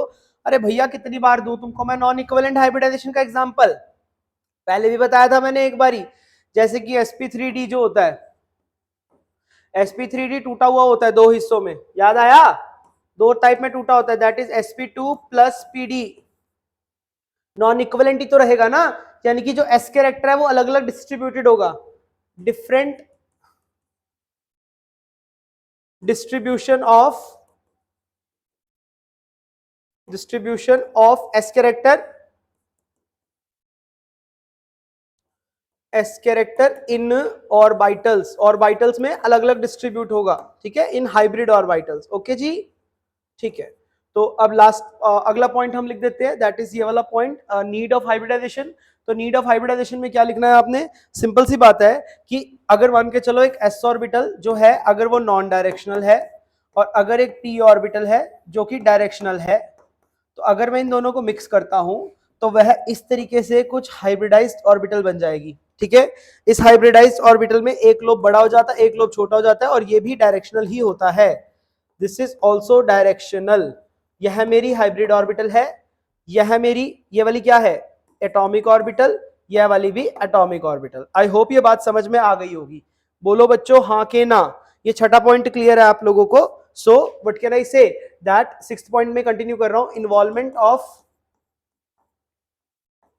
Involvement of s orbital is mandatory in hybridization. वो अलग बात है, अगर वो स्टीरियोकेमिकली इनएक्टिव हो जाए तो वो अलग बात है, ठीक है, बट वैसे उसको लेते होते हैं हमेशा ही इन हाइब्रिडाइजेशन, ठीक है। इसका इन्वॉल्वमेंट होना बहुत अनिवार्य है, ठीक है जी। आई होप ये बात आपको समझ में आ गई होगी। तो ये वाली बात बहुत इंपॉर्टेंट है कि जो हाइब्रिड ऑर्बिटल है वो डायरेक्शनल है, ठीक है जी। एक बात का और ध्यान रखना, order of directionality, order of directional nature,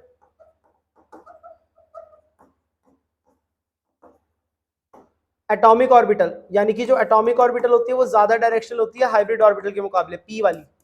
let's suppose P atomic orbital है, वो sp2 spx लिख देता हूं मैं, spx ऑर्बिटल से ज्यादा डायरेक्शनल होगा, याद रखना इस बात का, ठीक है। थोड़ी सी डायरेक्शनली एटॉमिक ऑर्बिटल की ज्यादा ही होती है, इस बात को भूल ना जाना, ठीक है। This is very very important बात की जो डायरेक्शनैलिटी होती है वो अक्सर ज्यादा ही होती है दूसरे वाले की, ठीक है। इज दिस क्लियर और नॉट क्लियर? ठीक है। अब उसके बाद मैं यहाँ पे आपको बात कर लेता हूँ, एक और कॉन्सेप्ट की बात कर लेते हैं हम यहाँ पे। This is very important. मान के चलो कि एक hybrid shape of hybrid orbital की मैं बात कर रहा हूँ, shape of hybrid orbital, hybrid orbital किस तरीके की शेप दिखती है और उसके क्या क्या पैरामीटर्स हैं। आओ इस टॉपिक को एक बार हम सीख लेते हैं। मान के चलो कि इस तरीके से हमारी हाइब्रिड ऑर्बिटल मैंने बनाई, इस तरीके से ये जो होती है यहां से लेके यहां तक, इसको हम लोग बोलते हैं लेंथ। लेंथ लेंथ भी बोल सकते हैं और साइज, साइज भी बोल सकते हैं, कुछ भी बोल सकते हैं। This is my size also. Size मतलब लेंथ की बात चल रहा है। ये वाली जो बात होती है यहां से लेके यहां तक, इसको बोलते हैं बच्चों विड्थ। ये चीज जो होती है ना, दिस इज माई विड्थ, ये मेरी विड्थ के बराबर होती है। अब आपने ध्यान क्या रखना है कि जो लेंथ होती है, लेंथ जो होती है that is directly proportional to percentage P character. जितना पी कैरेक्टर ज्यादा होगा उतनी लंबी होगी। और विड्थ जो होती है directly proportional to percentage S character. जितना एस कैरेक्टर ज्यादा होगा उतनी इसकी विड्थ लंबी होती जाएगी। आई होप ये बात समझ में आ गई है। मान के चलो अगर मेरे को कंपेयर करना हो किस किस में, एसपी में, sp2 में और sp3 में, तो याद रखेंगे इन तीनों की जो शेप हो जाएगी, इनका शेप सेम होगा। इनका शेप नहीं अलग अलग होता है, बट इनका जो साइज होगा वो डिफरेंट होगा। ध्यान रखना इस बात का, कहीं तुम शेप डिफरेंट पे टिक कर आओ। साइज डिफरेंट होगा पर शेप डिफरेंट नहीं होगा। शेप नहीं अलग अलग हो जाती है इनकी, सिर्फ और सिर्फ साइज अलग अलग होता है। साइज अलग होगा, शेप अलग नहीं होगी। आई hope this is very much clear. मैं तीनों के तीनों आपको बना के दिखा देता हूं, बना के दिखाने से आपको ज्यादा अंडरस्टैंडिंग आ जाएगी। देखो जरा, अब मान के चलो मैं ये बना के दिखाऊं तो किस तरीके से दिखेगा। एक तो बनाया मैंने ये वाला,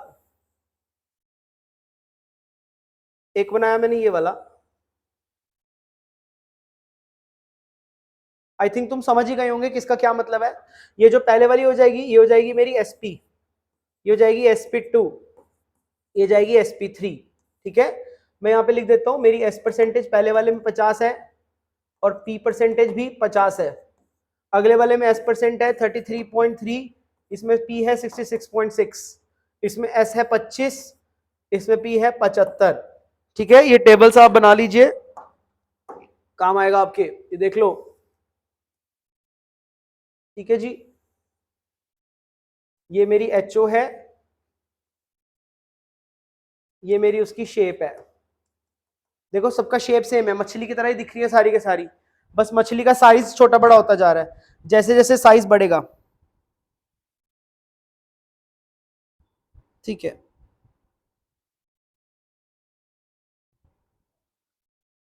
ठीक है जी, आई होप ये सारी बातें समझ में आ गई होंगी आपको।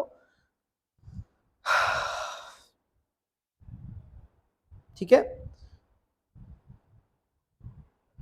अगला टॉपिक हम यहां पर कर रहे हैं, that is next topic heading डाल लो।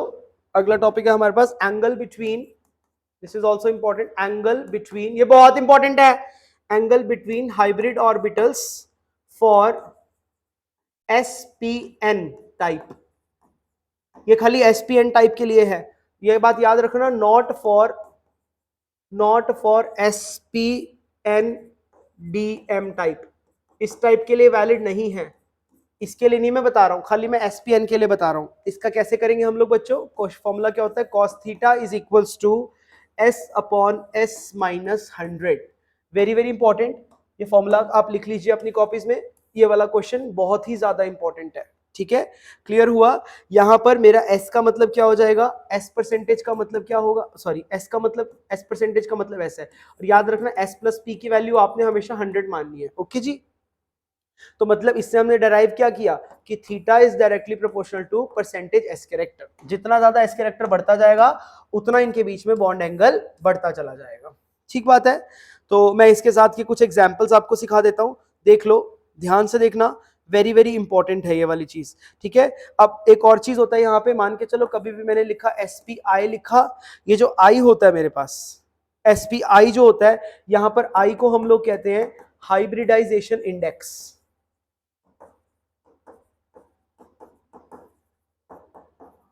Hybridisation index, this is very important. Hybridization index का आप लोग ध्यान में रखेंगे, कुछ भी नहीं है इसके अंदर। ठीक है जी, तो अब हम कुछ कॉन्सेप्ट्स यहाँ पे लगा के देखते हैं, कुछ मैं आपको यहाँ पे प्रैक्टिस के तौर पे बता देता हूँ। जैसे कि आप मुझे कैलकुलेट करके देंगे जो जो भी चीजें मैं आपको बता रहा हूँ, calculate the percentage S character, sorry, percentage S character if bond angle is, ये सारे के सारे बॉन्ड एंगल लूंगा। नंबर 1 पे ले लो 180 डिग्री, नंबर 2 पे ले लो 109 डिग्री, नंबर 3 पे ले लो 120 डिग्री, और नंबर 4 पे ले लो 105 डिग्री। चलो करो जल्दी जल्दी, फटाफट करो।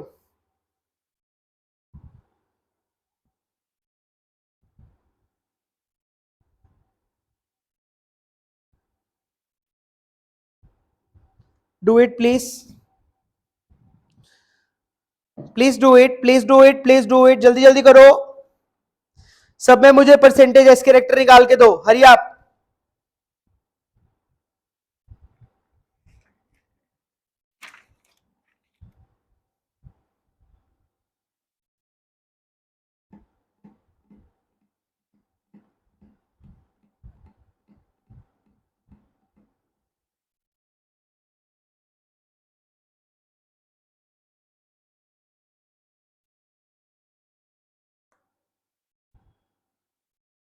ये क्वेश्चन मुझे करके दिखाइए जो मैंने साइड में लिखा है, हरी आप।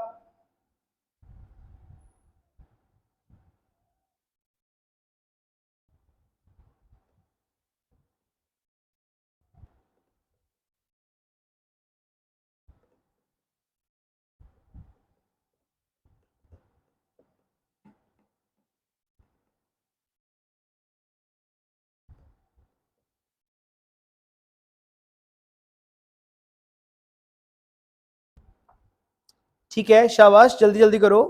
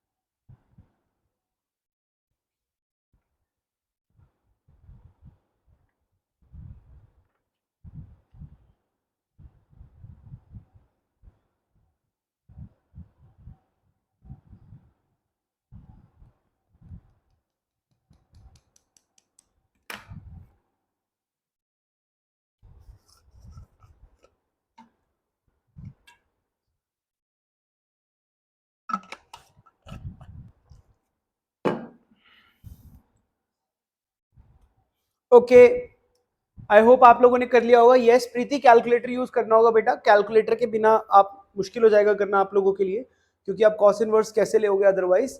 ठीक है, चलो एक मैं कर देता हूं आप लोगों के लिए, बाकी आप लोग कर लेना, फिर मैं सबके आंसर्स बता दूंगा आपको। ठीक है, बहुत आसान है, कुछ भी नहीं है। जैसे कि सॉरी, जैसे मान के चलो हमने पहले वाला करना है, ठीक है। अब पहले वाले की मैं बात करता हूं तो ये क्या आ जाएगा, cos 180 degree is equals to S upon S minus 100। सही बात है कि नहीं। अब यहाँ पे cos 180 की वैल्यू कितनी होती है, -1 is equals to S upon S minus 100। इसको इधर ले जाऊंगा तो ये क्या आ जाएगा, 100 minus S is equals to S. S इधर आ जाएगा, तो यानी कि 100 इज इक्वल्स टू 2s, यानी s की वैल्यू कितनी आ गई है, 50%। अगर s 50% है तो नेचुरल सी बात है कि p भी कितना हो जाएगा, 50%। ठीक है, एक मैंने आप लोगों के लिए कर दिया है, बाकी आप लोग होमवर्क कर लेना, ये सारे के सारे पार्ट्स हैं, होमवर्क कर लेना। ठीक है, वैसे मैं लिख देता हूँ इसके क्या क्या कंसेप्ट आएंगे। आओ देखो फटाफट से, मैं एक टेबल बना देता हूँ। मान के चलिए कि यहाँ लिखा मैंने थीटा, यहाँ लिखा मैंने परसेंटेज एस कैरेक्टर, यहाँ लिखा मैंने परसेंटेज पी कैरेक्टर, और यहाँ पर लिखा मैंने एस पी आई, मतलब क्या इसकी हाइब्रिडाइजेशन आने वाली है। मैं सबसे पहले अगर मान के चलता हूँ, मैं बोलता हूँ 180, तो 180 में क्या आ जाएगा, 50 50 and hybridization is S P. अगला लिखा मैंने 120, तो 120 में क्या हो जाएगा, दिस इज 33.3, दिस इज 66.6, और ये हो जाएगा sp2। ठीक है, अगला लिखा मैंने 109, 109 में ये कितना हो जाएगा, 25। ठीक है, यहाँ पे हो जाएगा ये 75, यह हो जाएगा sp3। ओके जी, अब उसके बाद लिखा मैंने मान के चलो 105, तो 105 में ये कितना हो जाएगा 20, ये कितना हो जाएगा 80, और हाइब्रिडाइजेशन हो जाएगी sp4। ठीक बात, उसके बाद लिखा मैंने 90, 90 में एस कैरेक्टर हो जाएगा 0, सारा का सारा पी कैरेक्टर, तो इसके अंदर मैं क्या लिखूंगा, नो हाइब्रिडाइजेशन, इसके अंदर हाइब्रिडाइजेशन पॉसिबल नहीं है। ठीक बात है, आई होप इतनी बात समझ में आ गई होगी।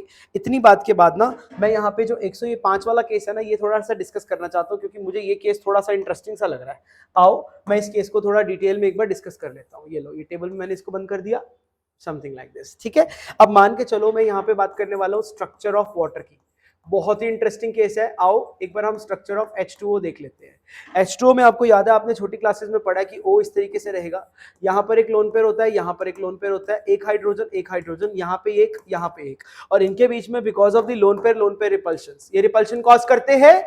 बिकॉज ऑफ दिस रिपल्शन इसके बीच में जो मैं एंगल ऑब्जर्व करता हूँ वो कितना ऑब्जर्व करता हूँ, 105 डिग्रीज। अगर इसके बीच में एंगल मेरा 105 डिग्रीज है तो इसका साफ साफ एक ही मतलब हुआ ना, इसका मतलब क्या हो गया, इसका मतलब हुआ कि इस वाले बॉन्ड में जो मेरी हाइब्रिडाइजेशन हो जाएगी दैट इज sp4, और इसमें भी हाइब्रिडाइजेशन क्या हो जाएगी, sp4। Very very important. यानी कि इसमें जो मेरा s परसेंटेज है, इसमें जो मेरा s परसेंटेज है और इसमें जो मेरा s परसेंटेज है वह कितना हो जाएगा, 20% और 20%।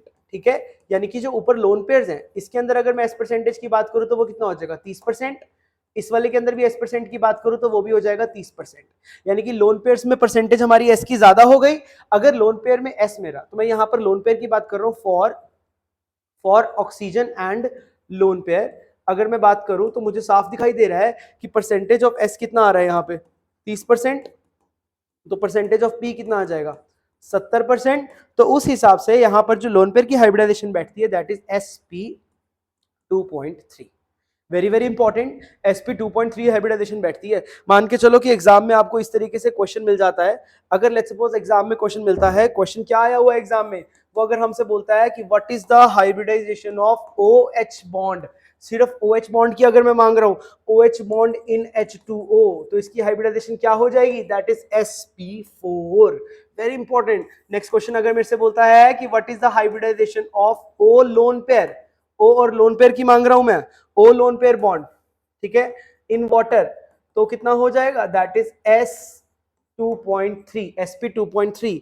और अगर लास्ट में पूछता है कि what is the hybridization of H2O molecule, अगर पूरे मॉलिक्यूल की मांगता है तो हमारा आंसर कितना बैठेगा, sp3। आपको ये बात समझ में आई कि नहीं आई? This is the most important concept जो कि आपने ध्यान में रखना है। ठीक है, अरे ठीक है, this is very very important, very crucial. ठीक है जी, विष्णु 105 वाले का आंसर ये आएगा। देखो मैंने दिखा दिया आपको, इस तरीके से कर सकते हैं आप 105 वाला। ओके बेटा, 105 वाले में ये आंसर्स आप लोग ऑब्जर्व करोगे। ओके जी, कोई मुश्किल नहीं है, कोई मुश्किल बात नहीं है इसमें। It is very very easy, no difficulty at all. Okay, ठीक है।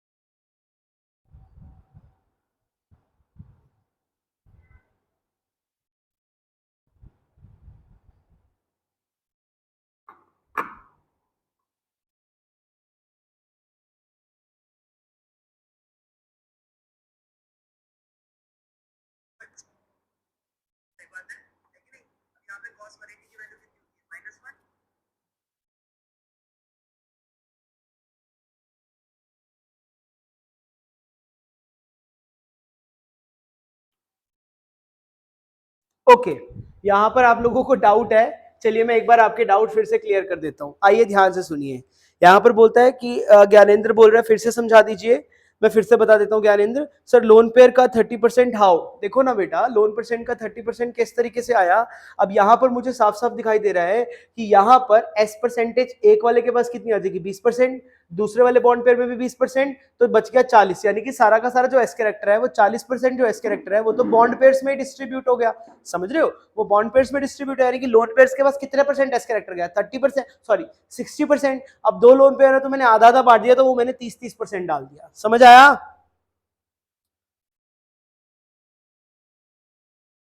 समझ में आया कि नहीं आया?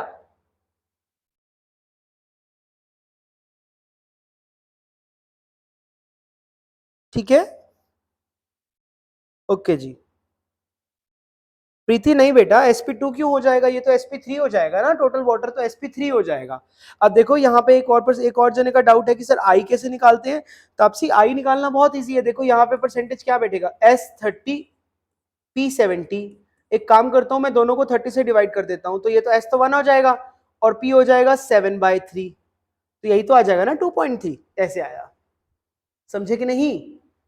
ये इसीलिए 2.3 हो जाएगा। ओके बेटा, that is why it is 2.3। ठीक है,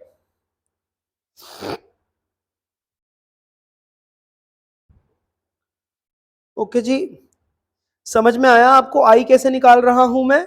आई निकालना इज नॉट डिफिकल्ट, आई निकालना इज वेरी इजी। ठीक बात।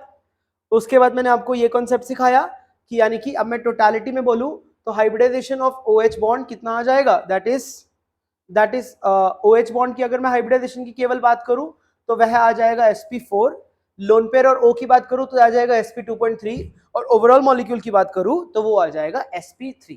ठीक है जी, बहुत ही आसान है, कुछ भी मुश्किल नहीं है। एक टॉपिक छोटू सा मैं और पढ़ा देता हूं आपको, उसके बाद फिर हम आज के लेक्चर का समापन करेंगे। ठीक है, एक टॉपिक और पढ़ लीजिए, मेरे पास यहाँ पे एक नोट है जो कि बहुत इंपॉर्टेंट है, जो कि मैं आपको बताना चाहता हूँ। चलो मैं 90 पेज से शुरू कर लेता हूँ, बहुत ही प्यारा कंसेप्ट है वो वाला। देखो यहाँ पे एक बात लिखेंगे कि जो हाइब्रिड ऑर्बिटल्स होती है ना, HO always forms only sigma bond. HO जो है वो हमेशा केवल सिग्मा बॉन्ड ही बनाते हैं, hence and they do not form pi bond, और यह जो है पाई बॉन्ड्स नहीं बनाते हैं। Very very important point, pi bond नहीं बनाते हैं, बट एक बड़ी इंपॉर्टेंट बात है, but hybrid orbitals are known to form partial pi bonds. देखो अब ये पार्शियल पाई बॉन्ड्स क्या है, बहुत ही इंटरेस्टिंग कॉन्सेप्ट है। चलिए अब मैं यहाँ पे आपको पार्शियल पाई बॉन्ड की कहानी सुना देता हूँ। पार्शियल पाई बॉन्ड्स किस तरीके से होते हैं बच्चों, देखो अगर मैं इनके बीच में सिग्मा बॉन्ड की बात करता हूं तो सिग्मा बॉन्ड कैसा दिखेगा, सिग्मा बॉन्ड दिखेगा समथिंग लाइक दिस, यानी कि एक ऑर्बिटल यू पड़ा होगा और दूसरा ऑर्बिटल यू पड़ा होगा, तो इनके बीच में मस्त सिग्मा बॉन्ड तो हमें समझ में आता है। ये वाला जो बॉन्ड है इनके बीच का, ये वाला बहुत ही प्यारा सा हमारा सिग्मा बॉन्ड है। We can understand this very well, this is sigma bond. ठीक बात है, ये सिग्मा है, लेकिन पाई बॉन्ड नहीं बन सकता, क्योंकि अगर पाई बॉन्ड बनाने जा रहे हैं ना, तो देखो पाई बॉन्ड में क्या होता है, पाई बॉन्ड में हम लोग जानते हैं, देखो सिग्मा बॉन्ड तो हमें पता है कि ओवरलैपिंग जोन 1 होता है, जो कि पॉसिबल है। बट इसमें अगर मान के चलो हम साइडवेज ओवरलैप करते हैं, एक ऑर्बिटल ये रहा, दूसरा ऑर्बिटल ये रहा, तो हमेशा ही जो ओवरलैपिंग जोन आएगा वो ओवरलैपिंग जोन तो 1 ही आएगा ना। अब देखो इसके अंदर ओवरलैपिंग जोन तो आ रहा है 1, बट ओवरलैपिंग कैसी हो रही है, साइडवेज ओवरलैपिंग हो रही है ना बच्चों। तो ऐसे बॉन्ड्स को हम लोग पार्शियल पाई बॉन्ड कहते हैं, पार्शियल पाई बॉन्ड। ठीक है, इसका रियल लाइफ एग्जांपल भी है आपके पास, आओ मैं इसका एक रियल लाइफ एग्जांपल बताता हूं, तब आपको बहुत मजा आएगा। ठीक है, मान के चलो मैं क्वेश्चन देता हूं, what is the hybridization of each carbon, हर एक कार्बन की हमें बतानी है इन फॉलोइंग मॉलिक्यूल में पता लगाना है मेरे को। ठीक है, देखो क्या है फॉलोइंग मॉलिक्यूल, ये है मेरा फॉलोइंग मॉलिक्यूल, देखना ध्यान से, this is my molecule that I want to deal with.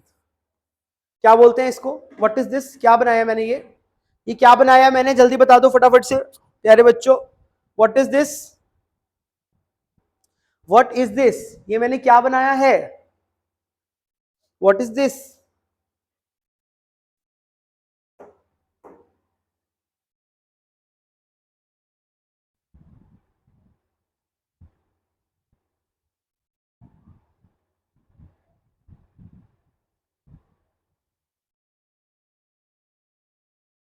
ये क्या मॉलिक्यूल बन गया मेरा,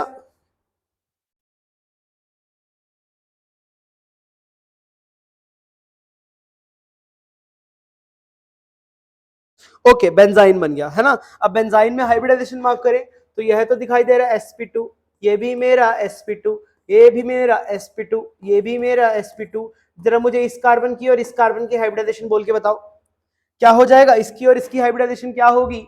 ये ऊपर जो मैंने लेफ्ट साइड में 2 मार्क किए हैं, बेंजीन नहीं है प्रीति, दिस इज बेंजाइन बेटा, this is not benzene, this is benzene Preeti, this is not benzene, this is benzene. मुझे बताओ जल्दी से, ये जो 2 कार्बन मैंने मार्क किए, बाकी सारे तो मेरे को sp2 खूब दिख रहे हैं, मैंने जो ये 2 कार्बन मार्क किए इनका हाइब्रिडाइजेशन बोलो क्या होगा, तापसी बताओ मुझे कि इसका हाइब्रिडाइजेशन क्या होगा।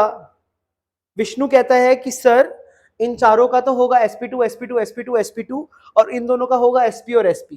मतलब विष्णु के अकॉर्डिंग ये जो मेरे दो हैं वो sp और sp होने चाहिए। This is sp, this is sp, और यह बिल्कुल गलत है। Very much wrong, very much wrong Vikas, सबका गलत है, सब गलत बोल रहे हो, बिल्कुल गलत बोल रहे हो। ईशिका गलत बोल रही है, भावना गलत बोल रही है, सब गलत, तापसी भी गलत गलत गलत गलत। ये वाले जो मेरे यहाँ पर हाइब्रिडाइजेशन होती है बच्चों, इसकी जो हाइब्रिडाइजेशन होती है इन दोनों कार्बन्स की, वह होती है अगेन sp2 sp2। आओ आपको दिखाते हैं आज कि यह sp2 और sp2 कैसे होता है। जन्नत सही बोल रही है, जन्नत ने बिल्कुल सही जवाब दिया। बाकी आप ध्यान रखेंगे कि इसमें सब में जो हाइब्रिडाइजेशन होती है वो sp2 ही होती है। आइए इसको मैं आपको समझाने का प्रयास करता हूं ताकि आपको क्लियरली समझ में आ जाए। देखो बच्चों, बेंजाइन बनता कब है? बेंजाइन बनता तब है, चलो बेंजीन की हम ऑर्बिटल पिक्चर देखते हैं। बेंजीन की जब हम ऑर्बिटल पिक्चर देखने लगे तो बेंजीन के अंदर इस तरीके से था, जहां पर ये वाली जो sp2 हाइब्रिडाइज्ड ऑर्बिटल आपस में इस तरीके से हाइड्रोजन के साथ में H और H बॉन्ड बनाई थी। ठीक है, यहां से मैंने -2H+ किया, यानी कि 2H+ मेरे बाहर निकले। अब आप मुझे बताओ, होमवर्क है कि क्या डलेगा इसमें कि बेंजाइन बन जाए। ठीक है, मुझे बताओ बेंजाइन कब बनता है? जब ये बाहर निकलेंगे तो नेचुरल सी बात है कि ये कुछ ऐसा दिखाई देगा। देखो जरा, ये ऐसे ऐसे, ये वाला बॉन्ड एज इट इज, यहां पर एक ऐसे आ गया, यहां पर ये ऐसे आ गया। अब ये पाई बॉन्ड है, अरे ये पाई बॉन्ड है कि नहीं है? यह इन दोनों के बीच में, ये दोनों के दोनों पाई बॉन्ड है। इनका छोटा छोटा लॉब जो है, इनका छोटा छोटा लोब जो है वो पीछे निकला हुआ है इस तरीके से, इस तरीके से। ये दोनों के दोनों ही मेरे पाई बॉन्ड्स हैं। अब होता क्या है बच्चों कि इसमें ये जो हाइब्रिडाइजेशन है वो सेम रहती है। अभी भी ये sp2 है, चेंज नहीं हुआ, अभी भी ये sp2 है, चेंज नहीं हुआ। तो होता क्या है कि इनके बीच में प्रॉपर पाई बॉन्ड नहीं बनता है। इनके बीच में क्या होता है कि इस तरीके से ये जो मेरे पास थर्ड बॉन्ड बना, थर्ड बॉन्ड देखो, ये वाला पाई तो एज इट इज, इनके बीच में इस तरीके से ओवरलैप होता है। देखना ध्यान से, बहुत ही इंटरेस्टिंग बात है, बड़ा मजा आएगा आपको जान के। इनके बीच में जो मेरे पास ये थर्ड ओवरलैप हो रहा है, एक ऑर्बिटल इस तरीके से, दूसरी ऑर्बिटल इस तरीके से, इस तरीके का ओवरलैप होता है। और जिसमें ओवरलैपिंग जोन तो कितना आता है? 1 आता है। और ये ओवरलैप कैसा है? साइडवेज ओवरलैप है। जब भी ओवरलैपिंग जोन 1 आए और साइडवेज ओवरलैप हो, ऐसे बॉन्ड्स को केमिस्ट्री में क्या बोलते हैं? ऐसे बॉन्ड्स को बोला जाता है पार्शियल पाई बॉन्ड। और एक ही एग्जांपल नोन है जहां पर इस तरीके का पार्शियल पाई बॉन्ड हम लोग देखते हैं। तो पार्शियल पाई बॉन्ड जो होता है, इसमें आज भी मेरी जो हाइब्रिडाइजेशन है that is sp2 and sp2। सारे के सारे कार्बन्स की, all carbon of benzene are all carbons of benzene, benzene की अगर मैं बात करता हूं, बड़ा इंपॉर्टेंट है, बेंजाइन आर sp2 हाइब्रिडाइज्ड। बहुत ही इंपॉर्टेंट कॉन्सेप्ट है। ठीक है जी, very very important. I hope आपको समझ में आ गया होगा। बोलो जल्दी फटाफट, कोई डाउट है तो पूछ लो। हाँ जी, वेरी गुड विष्णु और इशिका, NaNH2 डलता है, बिल्कुल अमाइड डलता है इसके अंदर। ठीक है, बिल्कुल बिल्कुल बिल्कुल, ठीक है जी। ये वाला जो मेरा थर्ड पाई बॉन्ड बना ना, ये जो थर्ड पाई बॉन्ड होता है, ये वाला जो थर्ड पाई बॉन्ड है, this is partial pi bond, this is partial pi bond, not पूरा पाई बॉन्ड, क्योंकि ये पूरा पाई बॉन्ड नहीं है, इसीलिए हम इसको इतनी अहमियत नहीं दे सकते हैं। ठीक है जी, बोलो क्लियर और नॉट क्लियर और नॉट क्लियर। बस अब इसके बाद मैं अगला टॉपिक शुरू करूंगा, नंबर ऑफ रिंग्स। तो हमारा बस एक टॉपिक रह गया, नंबर ऑफ रिंग्स रह गया और टाइप ऑफ हाइब्रिडाइजेशन रह गई है। ये कल करेंगे हम लोग, आज के लिए बहुत है इतना। ठीक है, ठीक है जी, नाउ क्लियर सर। ठीक है टी राजू, ठीक है निकिता कुमारी सिंह, बहुत बढ़िया, अब आपको समझ में आ गया है तो बहुत अच्छी बात है। That's very good, very nice. Okay जी, किसी और का कोई सवाल बचा है तो पूछ लीजिए, मैं PDF इसका अभी के अभी अपलोड कर देता हूं। ठीक है, और भी किसी को कोई डाउट है तो आप लोग मुझे इंस्टाग्राम पे DM कर सकते हैं, जो भी आपके डाउट्स हैं। ठीक है, you can DM your doubts on my Instagram handle, वहां पे मैं आपके डाउट्स ले लूंगा। Most welcome. ठीक है, और पढ़िए मस्त एकदम, एंजॉय कीजिए, पढ़िए और मेहनत करो दबा के। ठीक है, नोट्स को अच्छे से पढ़ो, लिखो, लिख लो भाई नोट्स को, मैं सच बता रहा हूँ, आपके काम ये लिखे हुए काम आएंगे notes. Write them, it's better if you write them. Okay, ऐसे काम चलाओ टाइप्स काम मत करो, लिख लो। ठीक है जी, सबको क्लियर हो गया? पार्शियल पाई बॉन्ड का एग्जांपल भी देख लिया। कल की क्लास में मैं सबसे पहले शुरू करवाऊंगा ये वाला टॉपिक, नंबर ऑफ रिंग्स वाला। कोई आड़ा तिरछा सा कंपाउंड आ जाए, उसमें रिंग्स पहचाननी हो तो कैसे करेंगे। थैंक यू सर, आपको भी Vikas, have a nice day, good night. आप सभी को भी गुड नाइट, मेहनत करो, सोने की जरूरत नहीं है, दबा के मेहनत करो। ठीक है, ठीक है, सो बाय बाय। और अच्छा लगा आप लोगों से एक बार फिर से काम करके, मजा आया। Sir partial pi bond overlapping zone again explain कर दीजिए। विष्णु कल करूं, कल कर दूं मैं एक्सप्लेन आपको, एक बार खुद से पढ़ना समझ में आ जाएगा। सर पार्शियल पाई बॉन्ड की वजह से उसको इग्नोर करते हैं, that's why sp2। Yes Gyanendra, बिल्कुल यस बेटा, पार्शियल पाई बॉन्ड को कंप्लीट पाई की तरह एग्जिस्ट नहीं करते हैं, इसीलिए आज भी उसकी हाइब्रिडाइजेशन sp2 में ही काउंट होगी। ओके जी, ठीक है। सर इंस्टाग्राम, ठीक है, अच्छी बात है प्रीति, इंस्टाग्राम यूज भी नहीं करना चाहिए, शाबाश। प्रीति आप मेरे से यही पूछ लिया करो डाउट्स फिर अपने, ठीक है।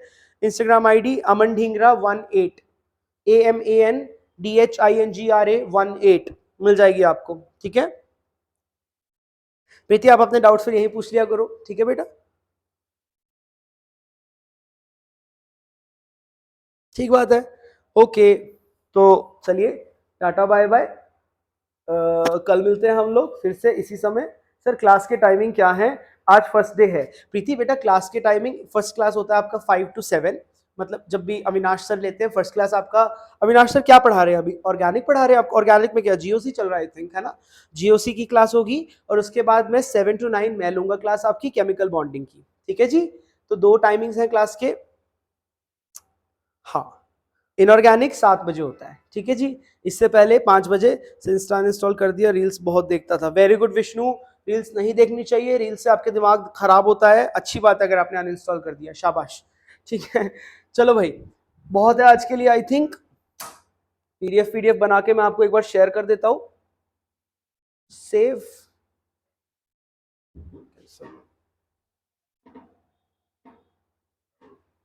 ओह,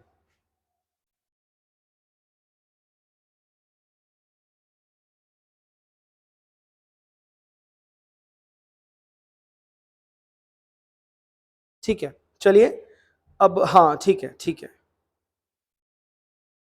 ठीक है, bye bye, good night, good night, bye. चलो मैं एंड स्ट्रीम कर रहा हूं यहाँ पे आप लोगों के लिए, ठीक है, bye bye, bye bye all of you, bye.